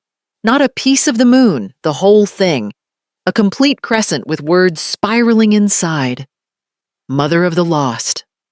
First and last. Alpha Omega. The children's marks flared brighter, responding to hers, and suddenly, Rosalind understood. She wasn't calling them. They were completing her. Austin moved before anyone else could react. He grabbed Rosalind's marked hand, and the moment their skin touched, gold light erupted between them. The bond snapped into place like a chain forged in starlight. Mate. Mate. Mate. Austin's wolf roared it. Rosalind's wolf, silent for so long, raised its head and howled in response. The entire room felt it. The undeniable pull of a fated bond forming in real time. Strickland stumbled backward. What is this?" Austin didn't let go of Rosalind's hand. His voice, when he spoke, carried the weight of absolute authority. "This," he said, "is the moon goddess correcting our mistakes." He turned to face the gallery, the cameras, the kingdom watching. "I, Austin Shaw, Alpha King of the Northern Territories, claim Rosalind Ritter as my fated mate and queen." The room exploded in chaos, but Austin kept speaking, his voice rising above the noise. "These children aren't threats. They're our future, the bloodlines we thought were extinct, the powers we bred out of ourselves. They're coming back because we need them." He looked at Strickland. "And anyone who tries to harm them will answer to me." It was a declaration of war, against the council, against tradition, against every law that said these children shouldn't exist. Rosalind stared at him, her hand still burning in his grip. What are you doing?" "Something I should have done the moment I found you," Austin said. "Fighting for what's right instead of what's legal." Strickland's face had gone purple. "This is madness. You can't claim an exiled Omega. You can't overturn centuries of law for my mate," Austin interrupted. "Watch me." The children gathered around them, their marks still glowing, forming a circle of light. And outside, across the kingdom, in 12 different packs, 8 more children opened their eyes and began walking toward the capital. The pattern wasn't complete yet, but it was accelerating. Chapter 8, The Discovery. The kingdom fractured overnight. By dawn, half the council had resigned in protest. 3 major packs declared they would no longer recognize Austin's authority. 2 smaller territories pledged absolute loyalty, and the press was having a field day with headlines like "King Claims Exiled Omega" and "Ancient Bloodlines Return, Myth or Threat." Austin didn't care. He'd moved Rosalind and the children to his private wing, the most secure part of the palace. Guards he personally trusted stood at every entrance. Nelson coordinated security, and Elisa ran constant medical checks on the children, documenting everything. The mate bond had settled into Rosalind's chest like a second heartbeat. She could feel Austin even when he was rooms away, his anger, his determination, his fear that he'd made everything worse. She hated that she cared. They'd barely spoken since the hearing. He'd claimed her publicly, yes, but he hadn't asked her permission, hadn't courted her or explained. He'd just declared her his mate in front of the kingdom and expected her to accept it. Typical alpha behavior, except the bond didn't lie. Her wolf knew him, recognized him, wanted him, and that terrified her more than the council ever could. On the second night, Austin knocked on her door. Rosalind was sitting on the floor with the children, watching them draw. Their marks had been glowing constantly since the hearing, pulsing in rhythm with her own. "Come in," she said without looking up. Austin entered, and the bond immediately pulled tighter. She felt his presence like heat against her skin. "We need to talk," he said. About how you claimed me without asking. About how we survived the next 72 hours. Rosalind finally looked at him. He looked exhausted. Hair disheveled, shirt wrinkled, shadows under his eyes. A king running on fumes and stubbornness. "The children should sleep," he said, nodding toward them. Lily looked up, eyes glowing faintly silver. "We can't sleep. The others are getting closer." "What others?" Austin asked. "The rest of the pieces," Jasper said, not looking up from his drawing. It showed 12 children standing in a circle around a woman with a crescent moon on her palm.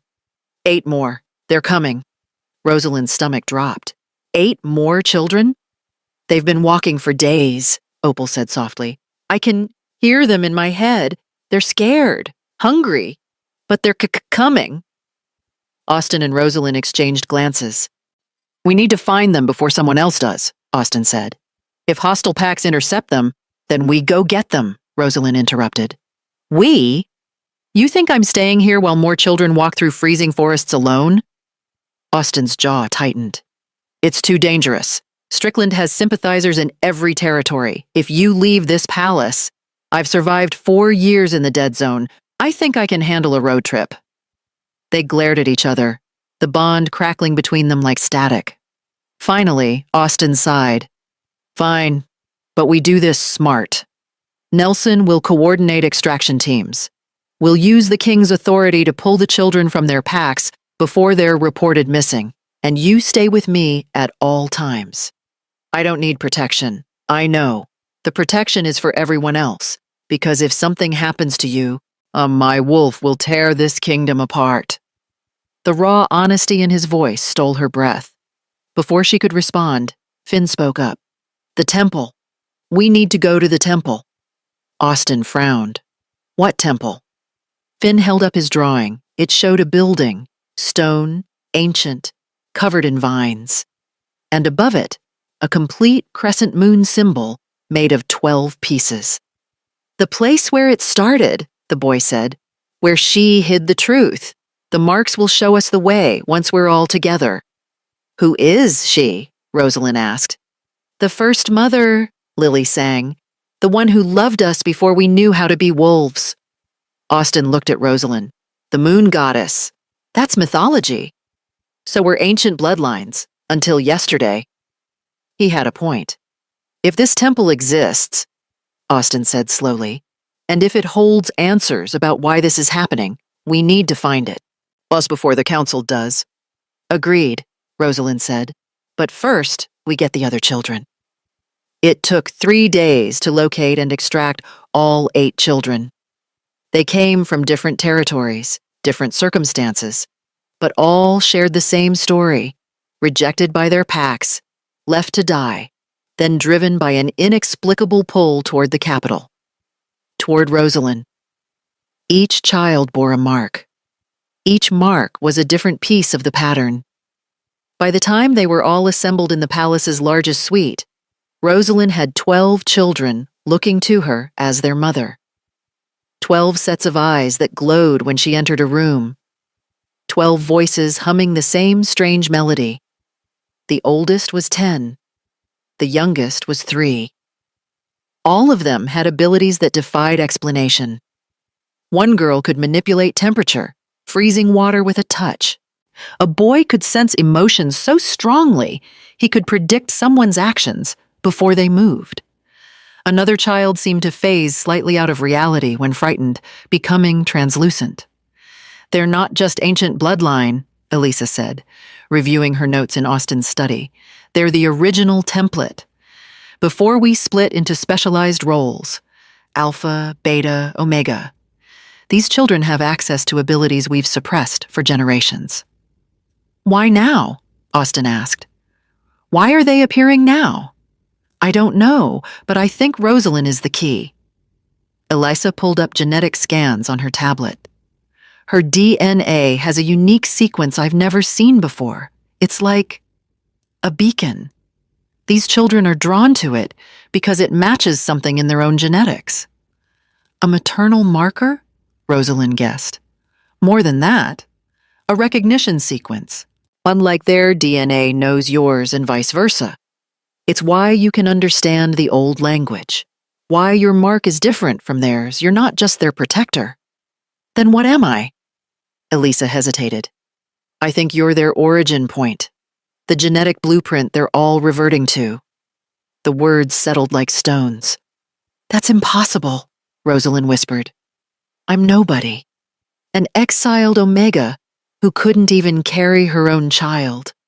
"Maybe you couldn't carry a child then," Elisa said gently, "because your body was waiting for the right genetics.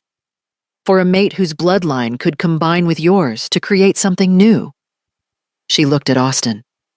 "Or something very, very old." Austin stood abruptly, pacing. "You're saying Rosalind and I are meant to, what, repopulate the species with ancient bloodline children?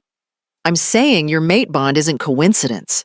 But the moon goddess, or genetics, or fate, or whatever you want to call it, paired you for a reason." Rosalind felt sick. "I'm not a breeding experiment." "No," Elisa agreed. "You're a catalyst. These 12 children, they're the first wave. But if you and Austin produce heirs—" "Stop," Rosalind cut her off. "Just stop. I can't think about that right now." Austin's eyes were on her, intense and unreadable. A knock at the door broke the tension. Nelson entered, looking grim. "The children are asking for both of you," he said. "They say the marks are ready." "Ready for what?" Austin asked. "To show you the way." In the suite, all 12 children sat in a circle on the floor. Their marks were glowing so brightly the room looked like it was lit by silver fire. "We need to hold hands," Lily said. "All of us. Including Mama and the King." Rosalind and Austin joined the circle, kneeling between the children. The moment they all connected, 12 small hands, 2 larger ones, forming an unbroken chain, power exploded through the room. Not violent, transformative. The marks on the children's palms lifted from their skin, becoming 3-dimensional projections of light. They connected in the air above their heads, piece by piece, forming a complete crescent moon. And inside that moon, words appeared in the old language. Rosalind heard herself translating, her voice not quite her own. "In the time before Pax, when all wolves were one, the first mother bore 12 children. Each carried a gift: strength, sight, song, speed, sense, spirit, storm, stone, steel, sky, sea, and soul. These were the foundations of our kind. But the wolves grew proud. They separated the gifts, claimed some superior to others. They bred out the powers they feared, creating hierarchy where harmony had lived.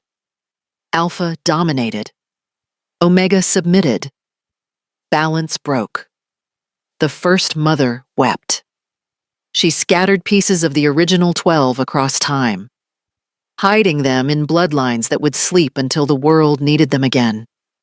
And she chose one, a daughter bearing her mark, to call them home when the breaking became unbearable. This is the gathering. 12 pieces made whole. The lost called home. The Omega rising to break the Alpha's chains. The light pulsed, and suddenly a map appeared in the projection. Mountains, forests, and a single point marked in gold. "The Temple of First Light," Jasper breathed. "It's real." The map showed a location deep in the northern wilderness, 300 miles from the capital, and in territory so remote, even pack boarders didn't reach it. "That's where we find the truth," Opal said, "about why we exist, about what comes next." The light faded. The children released hands, looking exhausted but exhilarated. Austin stared at the spot where the map had been. "We leave at dawn, full convoy. This doesn't leave the palace undefended, but we take enough security to handle trouble." "The council will try to stop us," Nelson warned. "Let them try." Rosalind stood, her marked palms still tingling. "What if we get there and it's just ruins? Or nothing at all?" Austin looked at her, and for the first time since the mate bond formed, he let her feel what was in his chest. Determination, protectiveness, and something deeper. Something that felt like faith. "Then we'll figure it out together," he said. Like we've been doing since the night I broke down your door." Despite everything, Rosalind almost smiled. "You mean the night you tried to arrest me? I prefer to remember it as the night I found my mate." "Romantic." "I'm working on it." The children giggled, the first truly happy sound they'd made in days, and outside, across the kingdom, Carlton Strickland sat in a darkened office, watching footage of the light display that palace security cameras had captured. He made a call. "They know about the temple," he said into the phone. "Accelerate the timeline. If they reach it before we do, everything we've built will collapse." A voice on the other end asked a question. Strickland's smile was cold. "I don't care what it takes. The Omega doesn't leave that temple alive. Yes, and make sure the king understands what happens when you defy the old ways." He hung up and stared at a photograph on his desk. It showed him as a younger man, standing with a group of council members in front of ancient stone ruins. The same ruins the map had just revealed. The Temple of First Light. He'd been there before, 30 years ago. And he knew exactly what secret it held, a secret that would destroy the council's power if it ever came to light, which meant Rosalind Ritter had just signed her death warrant. Chapter 9. The Revolution. The convoy left before dawn. 8 armored vehicles carrying Austin, Rosalind, 12 children, Nelson, Elisa, and 20 of Austin's most trusted guards. They drove north through territories where pack loyalty was uncertain, past borders where hostile eyes watched from tree lines, through snow that fell heavier with each mile, as if the wilderness itself was trying to turn them back. The children sat together in the center vehicle, quiet and focused. Their marks glowed steadily now, pulsing in unison like a shared heartbeat. They didn't play or argue. They just hummed that strange melody and stared out windows at forests they somehow recognized. Rosalind sat with them, one hand resting on Lily's shoulder. Through the bond, she felt Austin 3 vehicles ahead, tense, alert, ready for violence. And they were 12 hours into the journey when the first attack came. Nelson's voice crackled through the radio. "Roadblock ahead, multiple vehicles, armed." Austin's response was immediate. "How many?" 20. "Maybe more. They're not flying pack colors." "Mercenaries," Austin muttered. "Strickland's move. All units, defensive formation. Protect the center vehicle at all costs." The convoy slowed. Through the windshield, Rosalind saw trucks positioned across the narrow mountain road, blocking passage. Men with rifles stood behind them. Wolves in human form, trained and dangerous. "Mama," Lily whispered. "They smell wrong. Like fear and hate mixed together." "I know, baby. Stay down." But even as she said it, Rosalind felt the marks on the children's palms flare brighter. "They want to use us," Jasper said, his mismatched eyes distant. I can hear their thoughts. They think if they capture us, they can control what we are." "That's not going to happen," Rosalind said firmly. Austin's voice came through the radio. "Rosalind, keep the children inside. No matter what happens, don't let them out." Austin, promise me. She wanted to argue, but the bond carried his terror, not of the mercenaries, but of losing her, of losing them. I promise, she said. The convoy stopped 50 yards from the roadblock. Austin exited his vehicle, flanked by Nelson and 4 guards. Even from this distance, Rosalind could see the alpha power rolling off him in waves, a warning to anyone stupid enough to challenge him. A man stepped forward from the mercenary group, tall, scarred, wearing tactical gear that had seen real combat. Alpha King, the man called out. We don't want trouble. Just hand over the Omega and the defective pups. Walk away and no one gets hurt. Austin's laugh was cold. You're blocking a royal convoy and making demands. That is trouble. The council wants them. We're just doing our job. The council doesn't give orders anymore. I do, and I'm ordering you to move. The mercenary shook his head. Can't do that. We've got families to feed, bills to pay. Nothing personal, Your Majesty, just business. Then consider this a hostile termination of your contract. Austin moved so fast the human eye couldn't track it. One moment he was standing still. The next, his hand was wrapped around the mercenary's throat, lifting the larger man off the ground like he weighed nothing. You have 3 seconds to tell your men to stand down, Austin said, his voice gone completely alpha. Or I demonstrate why challenging a king is a terminal career choice. The mercenary's eyes went wide, but he didn't back down. You kill me. My men open fire, and those vehicles aren't bulletproof enough to save everyone inside. Stalemate.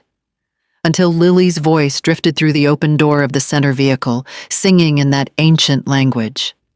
The temperature dropped 20 degrees in an instant. Ice spread across the ground from where the children sat, crystalline patterns that looked almost alive.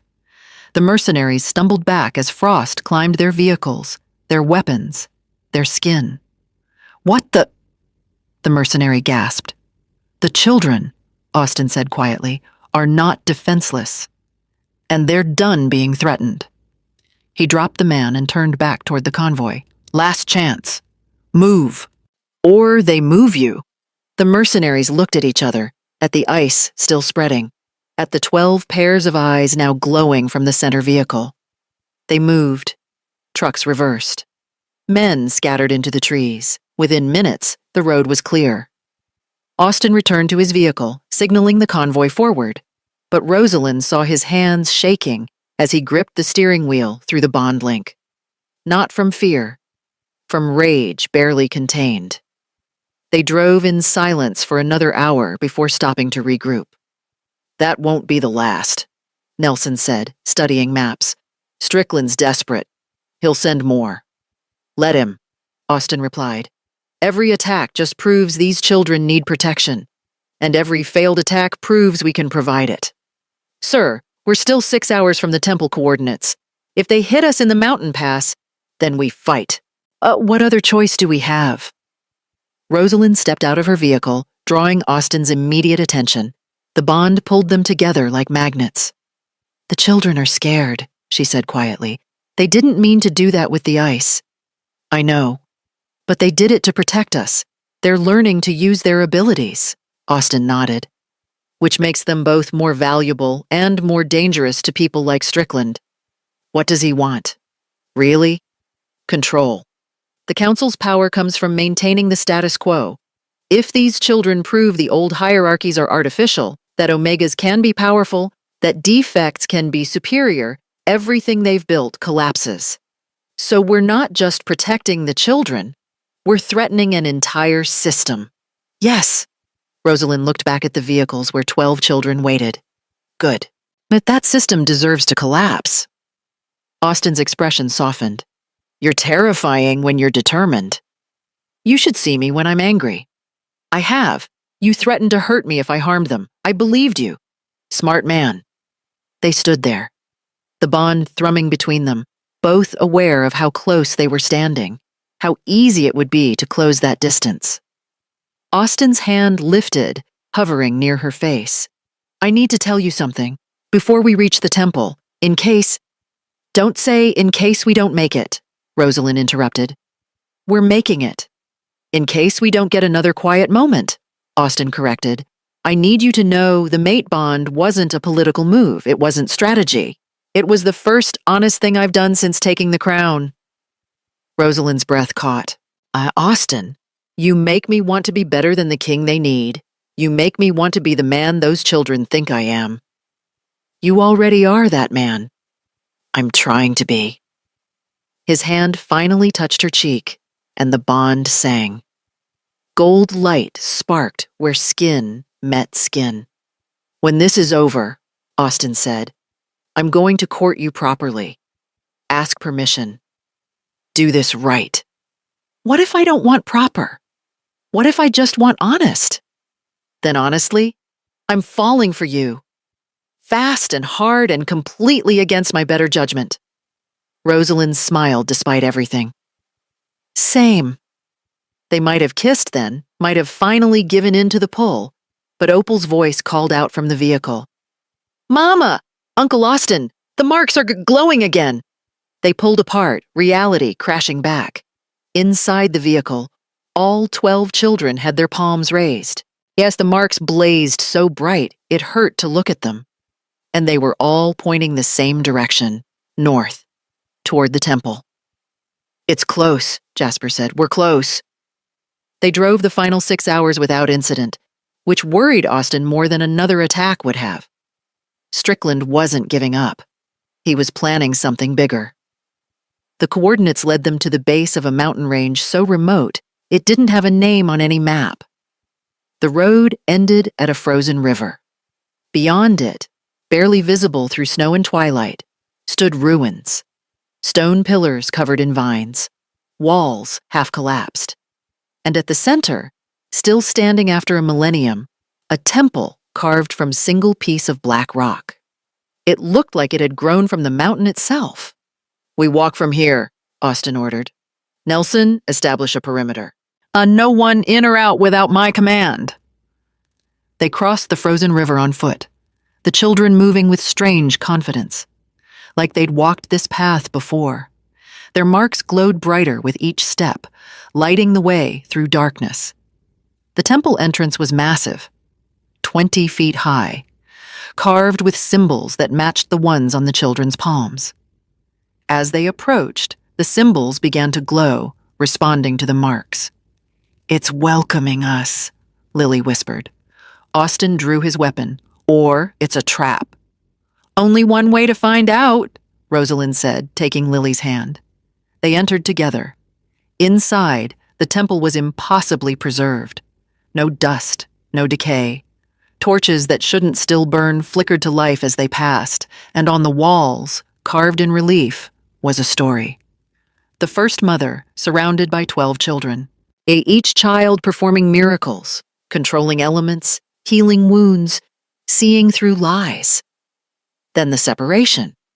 Wolves splitting into packs. The gifts divided. The children scattered. And finally, a prophecy carved in letters 3 feet high. When 12 return to 1, when the Omega rises and the Alpha kneels, the breaking shall mend. The old made new, the lost found. And from their union, the future reborn. Union? Austin read. Of the 12 children? No, Elisa said, studying the carving. Look at the figures. It's a male and female, an alpha and an omega, standing where we're standing. At the center of the temple was a raised dais. On it, 2 handprints carved in stone, one larger, one smaller. Rosalind's mark burned. I think we're supposed to... The temple doors slammed shut behind them. Lights flooded on, modern and harsh. And Carlton Strickland stepped out from behind a pillar, flanked by 20 armed guards. Thank you for leading us here, Strickland said. We've been searching for this place for decades, but the entrance only opens for those bearing the marks. We needed you. Austin moved in front of Rosalind and the children, weapon raised. This is over, Strickland. Stand down. Over? It's just beginning. Strickland pulled out a tablet showing live feeds from outside. Nelson and the royal guards were surrounded, outnumbered 3 to 1. Your people are neutralized. You're alone, and I finally have what I've always wanted. What's that? Proof that the council was right, that these abominations need to be eliminated. He gestured to the children. We'll take tissue samples, genetic material, study how to prevent this from happening again. And then, you'll kill them, Rosalind finished. Humanely, with respect. But yes. The children pressed closer to Rosalind. Their marks were blazing now, almost painful to look at. Over my dead body, Austin snarled. That can be arranged. Strickland signaled. His guards raised weapons. And Rosalind made a decision. She pushed past Austin, running for the dais. Behind her, she heard gunfire, Austin roaring, the children screaming, but she didn't stop. She slammed her marked palm down on the smaller handprint. The temple exploded with light, not metaphorical. Actual, blinding, reality-bending light that threw everyone to the ground. The stone beneath Rosalind's hand burned, but she couldn't pull away. Power poured into her, not magic, memory. 1,000 years of history flooding through her consciousness. The first mother's story. Us, the 12 original children. The intentional destruction of the ancient powers because the alphas feared what they couldn't control. And the truth Strickland had known all along. The Genetic Purity Act wasn't about preserving the species. It was about preventing the ancient bloodlines from returning, because those bloodlines didn't recognize alpha superiority. They recognized balance, equality. Omegas as powerful as any alpha. Children with abilities that made traditional hierarchies meaningless. The council had been culling their own evolution for a century. The light intensified. Rosalind's voice, not quite her own, echoed through the temple. The breaking is ended. The lost are found. The first mother's children return. Every child's mark detonated simultaneously. Light streamed from their palms, connecting to Rosalind's mark, and forming a web of power that encased them all in protective barriers. Strickland's bullets bounced off the light like toys. Impossible, he breathed. Austin stood, understanding finally clicking. He walked to the dais, to the larger handprint, and without hesitation, placed his palm down. The bond with Rosalind became a supernova. Alpha and Omega, king and outcast, destroyer and creator, united. The temple's final carving blazed to life above their heads, showing two figures, male and female, with 12 children between them. And from those two, a tree of light spreading across the world. Not children, a new bloodline, a healed species. When the alpha kneels, Austin said, and to Rosalind's shock, he did, lowering himself to one knee while keeping his hand on the print. I kneel before you. Not as king to subject, but as equal to equal, mate to mate. Build this new world with me. Tears streamed down Rosalind's face. Yes. The temple shook. The light exploded outward, a shockwave of pure power that didn't harm the children or Austin or Rosalind, but sent Strickland and his guards flying backward, unconscious. When the light faded, the 12 children stood transformed, taller, stronger. Their marks no longer glowing, but permanently etched in silver on their skin. And their abilities no longer wild, but controlled, visible as auras around their bodies. The gathering is complete, Lily said, her voice deeper, older. We are whole. Outside, Nelson and the royal guards watched in awe as hostile forces simply stopped. Weapons lowered, aggression drained, as if the light had washed away the programmed hatred. And across the kingdom, in every territory, children born defective opened their eyes and felt, for the first time, that they belonged. The revolution wasn't violent, it was awakening. One chapter left. If you've watched this far without subscribing, that's wild.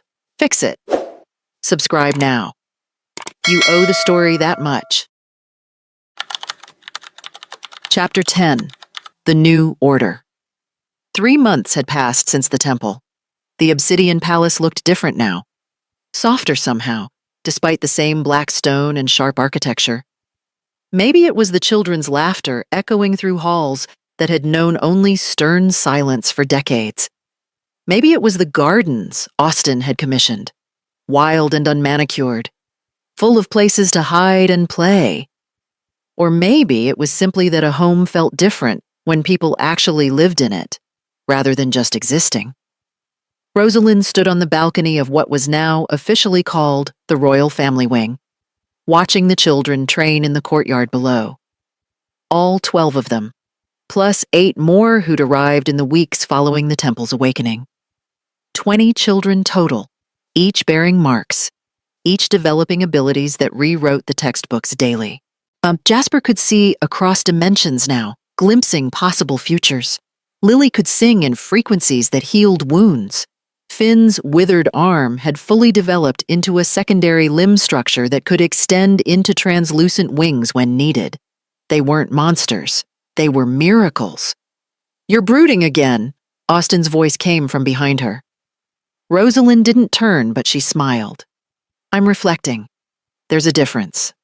Looks the same from here." He wrapped his arms around her waist, pulling her back against his chest. The mate bond hummed contentedly between them, no longer the wild, desperate pull of those first weeks, but something steady and warm, comfortable. "How did the council session go?" Rosalind asked. "About as well as expected. 6 members resigned. 4 voted to maintain the old laws. And 12 new representatives from PACs that support the reforms took seats for the first time in a century." After the temple, Austen had dissolved the old council entirely. Too much corruption, too many tied to Strickland's agenda.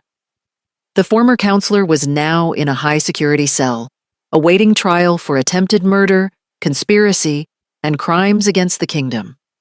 The trial would be public, broadcast to every territory, and it would reveal 30 years of systematic genocide disguised as genetic purity. "Will it be enough?" Rosalind asked. "The new council?" "It's a start. We repealed the Genetic Purity Act, established protection laws for children with ancient bloodline markers, created funding for specialized education." Austen rested his chin on her shoulder.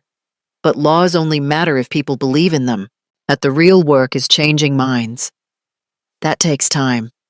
We have time." Did they? Rosalind wasn't sure. The kingdom had fractured along ideological lines. Traditional PACs versus progressive ones.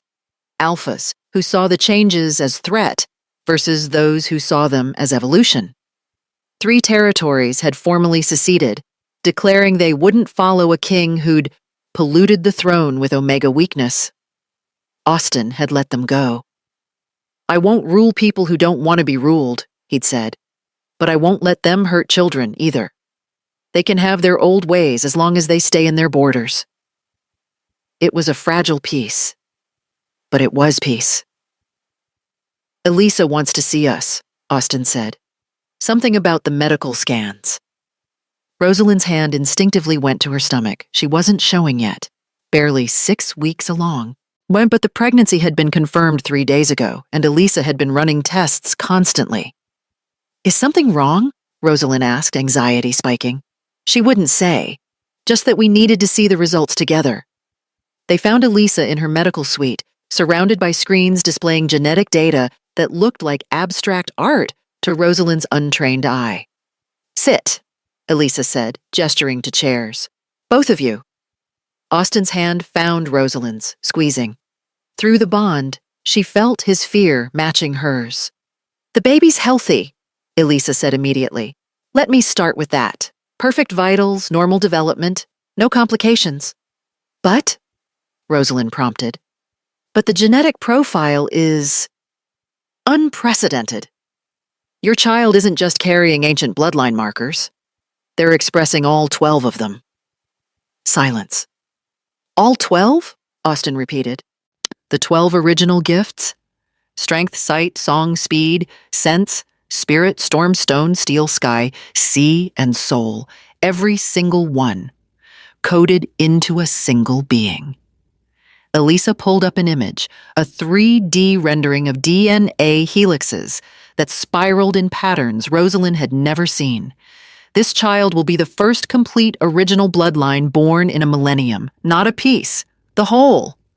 What does that mean? Rosalind whispered. Honestly, I don't know. We're in uncharted territory, but theoretically this child could access abilities from all 12 gifts. They'd be powerful, Austin finished, beyond anything we've documented. They'd be living proof that the separation of gifts was arbitrary, that one wolf can hold all the pieces we thought needed to be divided.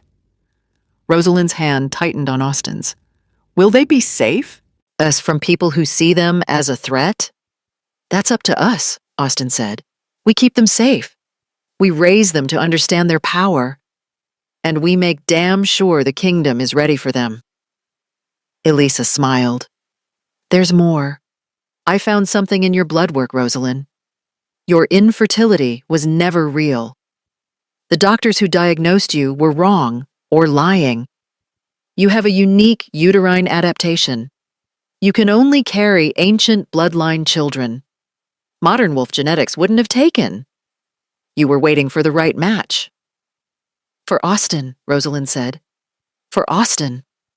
Your genetics were designed to merge with an alpha bloodline strong enough to contain all 12 gifts. His family line goes back to the original Alpha Kings. Combined with your first mother markers, she gestured to the screens. This is exactly what the prophecy meant. From their union, to the future reborn. Rosalind felt tears building. For years, she'd believed she was broken, worthless, cast out because her body failed at the one thing Omegas were supposed to do. But she hadn't been broken. She'd been waiting. When do we tell people? Austin asked. That's your decision, but word will spread eventually. Royal pregnancies always do. We tell the children first, Rosalind said. They deserve to know they're getting a sibling. Agreed. They left Elisa's suite hand in hand, the bond singing with a mixture of joy and terror. A child. Their child. The living embodiment of a healed species. No pressure. In the courtyard, they gathered all 20 children. The original 12, plus the 8 newcomers, ages 3 to 10, all watching with ancient eyes that sometimes unnerved Rosalind with how knowing they seemed. We have news, Austin announced. In about 7 months, there will be a new member of our family. The children erupted in excited chatter, but Lily, always the most intuitive, went very still. The complete one, she whispered. The song's been singing about them. They're why we came home. To protect them. Jasper nodded, his mismatched eyes distant. I've seen them in the futures. They're the bridge. Between the old and new. They'll finish what we started. Opal moved closer to Rosalind, placing a small hand on her stomach. Hello, little one. We'll keep you safe. Promise. The other children gathered around, forming a protective circle. And one by one, they placed their marked palms together, creating a web of light that settled over Rosalind like a blessing.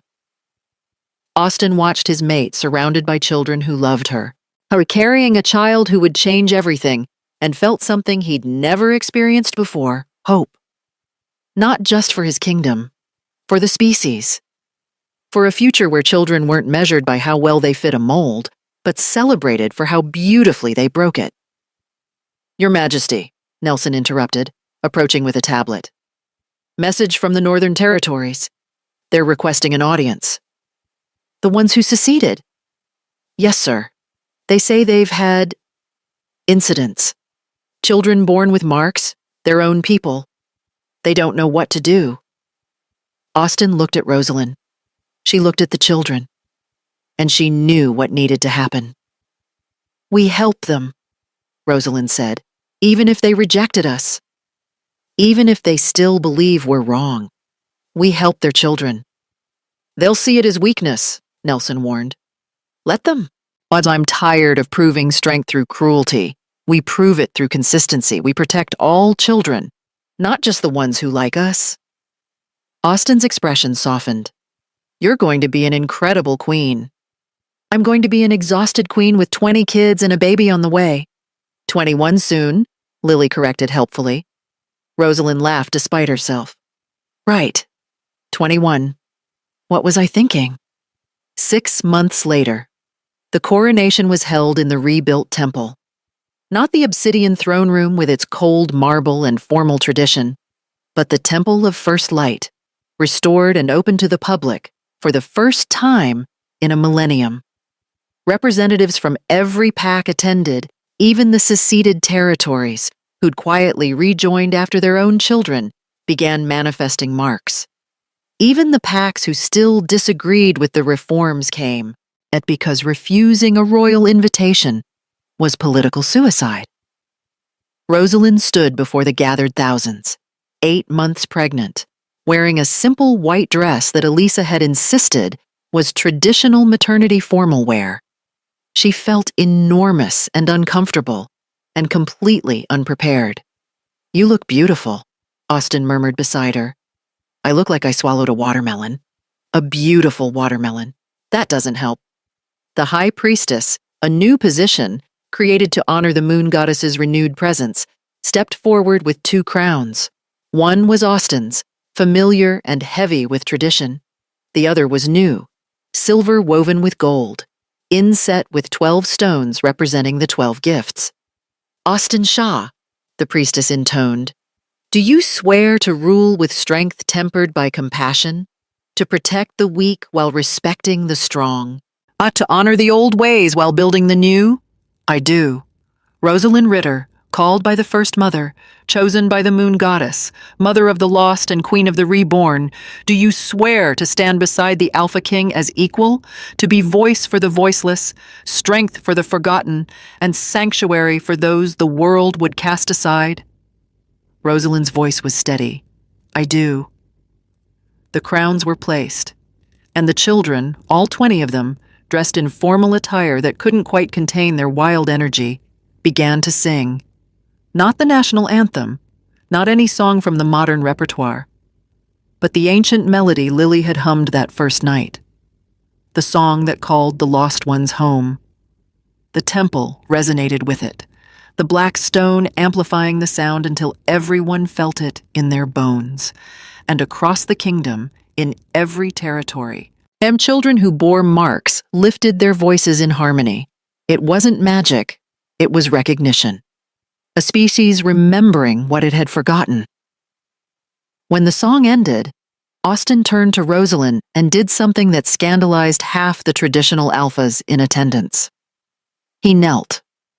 Not a perfunctory bow, a full knee-down, head-lowered kneel of absolute respect. "I kneel before no crown," Austin said, his voice carrying through the temple.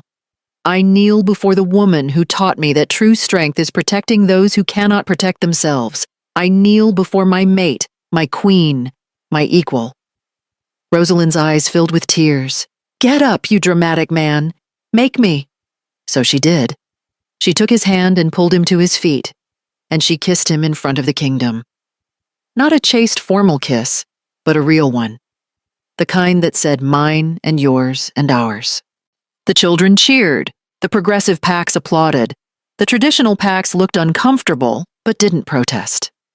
And high above, carved into the temple's ceiling, where only those who looked up could see it, the prophecy glowed one final time. The breaking is mended, the lost are found. From their union, the future reborn. 1 month later, Rosalind went into labor at 3 a.m. on a Tuesday. Austin had been prepared. Bags packed, vehicle ready, Elisa on standby. What he hadn't prepared for was his unshakable, fearless mate losing her composure entirely. "I changed my mind," Rosalind gasped between contractions. "I don't want to do this. Can we just postpone it?" "That's not how biology works," Elisa said calmly, checking monitors. "Then biology is stupid."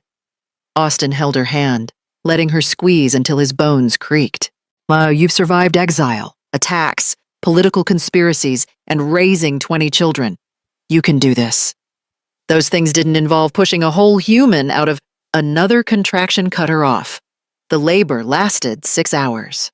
At dawn, with Austin on one side and Lily on the other, the girl had refused to leave, insisting the baby needed her song. Rosalind gave one final push. The baby's cry filled the room. Elisa lifted a small, perfect infant with a shock of dark hair and eyes that opened immediately, eyes that shifted through colors like jaspers, settling on gold. A girl, Elisa breathed. And she's. The baby's left palm was already marked. Not with one symbol, but 12. All of them. Spiraling around a complete crescent moon. The complete one, Lily whispered in awe. Austin took his daughter, cradling her with a gentleness that belied his size. She was so small, so fragile. And she looked at him with awareness that shouldn't exist in a newborn. "Hello, little one," he murmured. "Welcome to the world. We've been waiting for you." Rosalind reached up weakly. "Let me see her." The moment the baby was placed in her arms, every mark in the room blazed. The 12 children who'd crowded into the medical suite gasped as their marks connected, forming a web of light that encased mother and child in a cocoon of gold and silver. And Rosalind heard it. Not with her ears, but with her soul. The first mother's voice, not words, but feeling. "Well done, my daughter. The circle is complete. The lost are home. And from this child, a new age begins." The light faded. The voice disappeared. But the warmth remained. What do we name her?" Austin asked. Rosalind looked at the baby, at her daughter who carried all 12 gifts, who would grow up knowing she was wanted and celebrated and powerful. "Hope," Rosalind said. "Her name is Hope." Because that's what she represented. Not an ending, but a beginning. Not the last of the old, but the first of the new. Austin kissed his mate's forehead, then his daughter's. "Hope it is." Outside the medical suite, the 20 children waited. When the door opened and they saw the baby, they didn't rush or crowd. They simply placed their hands over their hearts in a gesture Rosalind had never taught them. A salute. To their sister. To their future. Nelson approached Austin quietly. "Sir, the kingdom is asking for a statement about the birth." Austin looked at his family, his exhausted mate, his perfect daughter, at his 20 fierce children who'd redefined what family meant. "Tell them," Austin said, "that the future has arrived. And she's beautiful." 5 years later. Epilogue. Hope was nothing like anyone expected. At 5 years old, she could shift into a wolf with wings. She could see the truth in people's hearts. She could sing storms into silence and coax flowers from frozen ground. But mostly, she liked to play tag with her 20 older siblings and collect rocks she found pretty. "She's just a kid," Rosalind told worried advisors who wanted to test her abilities or document her development. Let her be a kid. The kingdom had changed slowly but steadily. 3 more territories had rejoined. Laws protecting ancient bloodline children were now standard across all packs. And a new generation was growing up believing that different wasn't defective.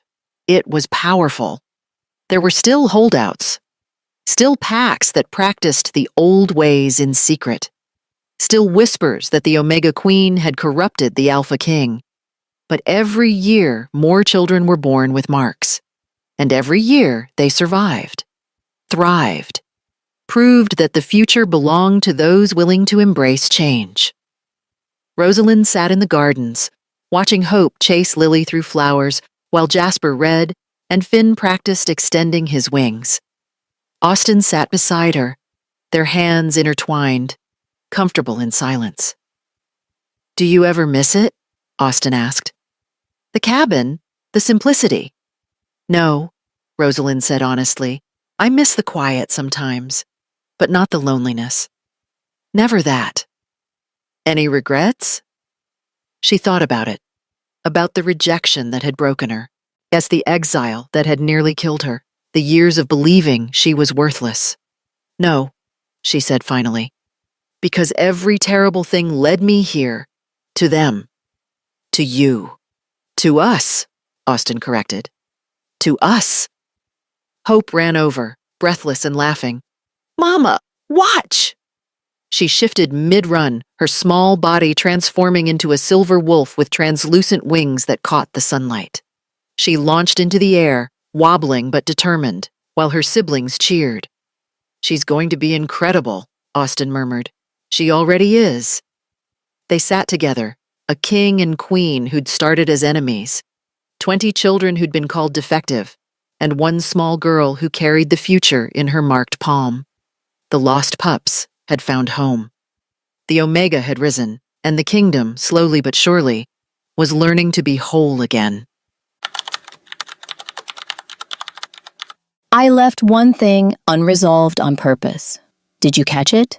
We never found out what happened to Rosalind's original pregnancy, the one that failed and got her rejected, the baby that had ancient bloodline markers, the fetal DNA that Elisa mentioned in Chapter 6. Where did that child go? Was it really a miscarriage? Or was something darker happening at Silver Ridge Medical Center? That's a thread I left dangling. If you want me to write a prequel, exploring what really happened to Rosalind before her exile, drop prequel in the comments. If I get 500 comments, I'll write it. Also, real quick, which character felt most like you? Rosalind? Austin? One of the kids? Drop that in the comments too.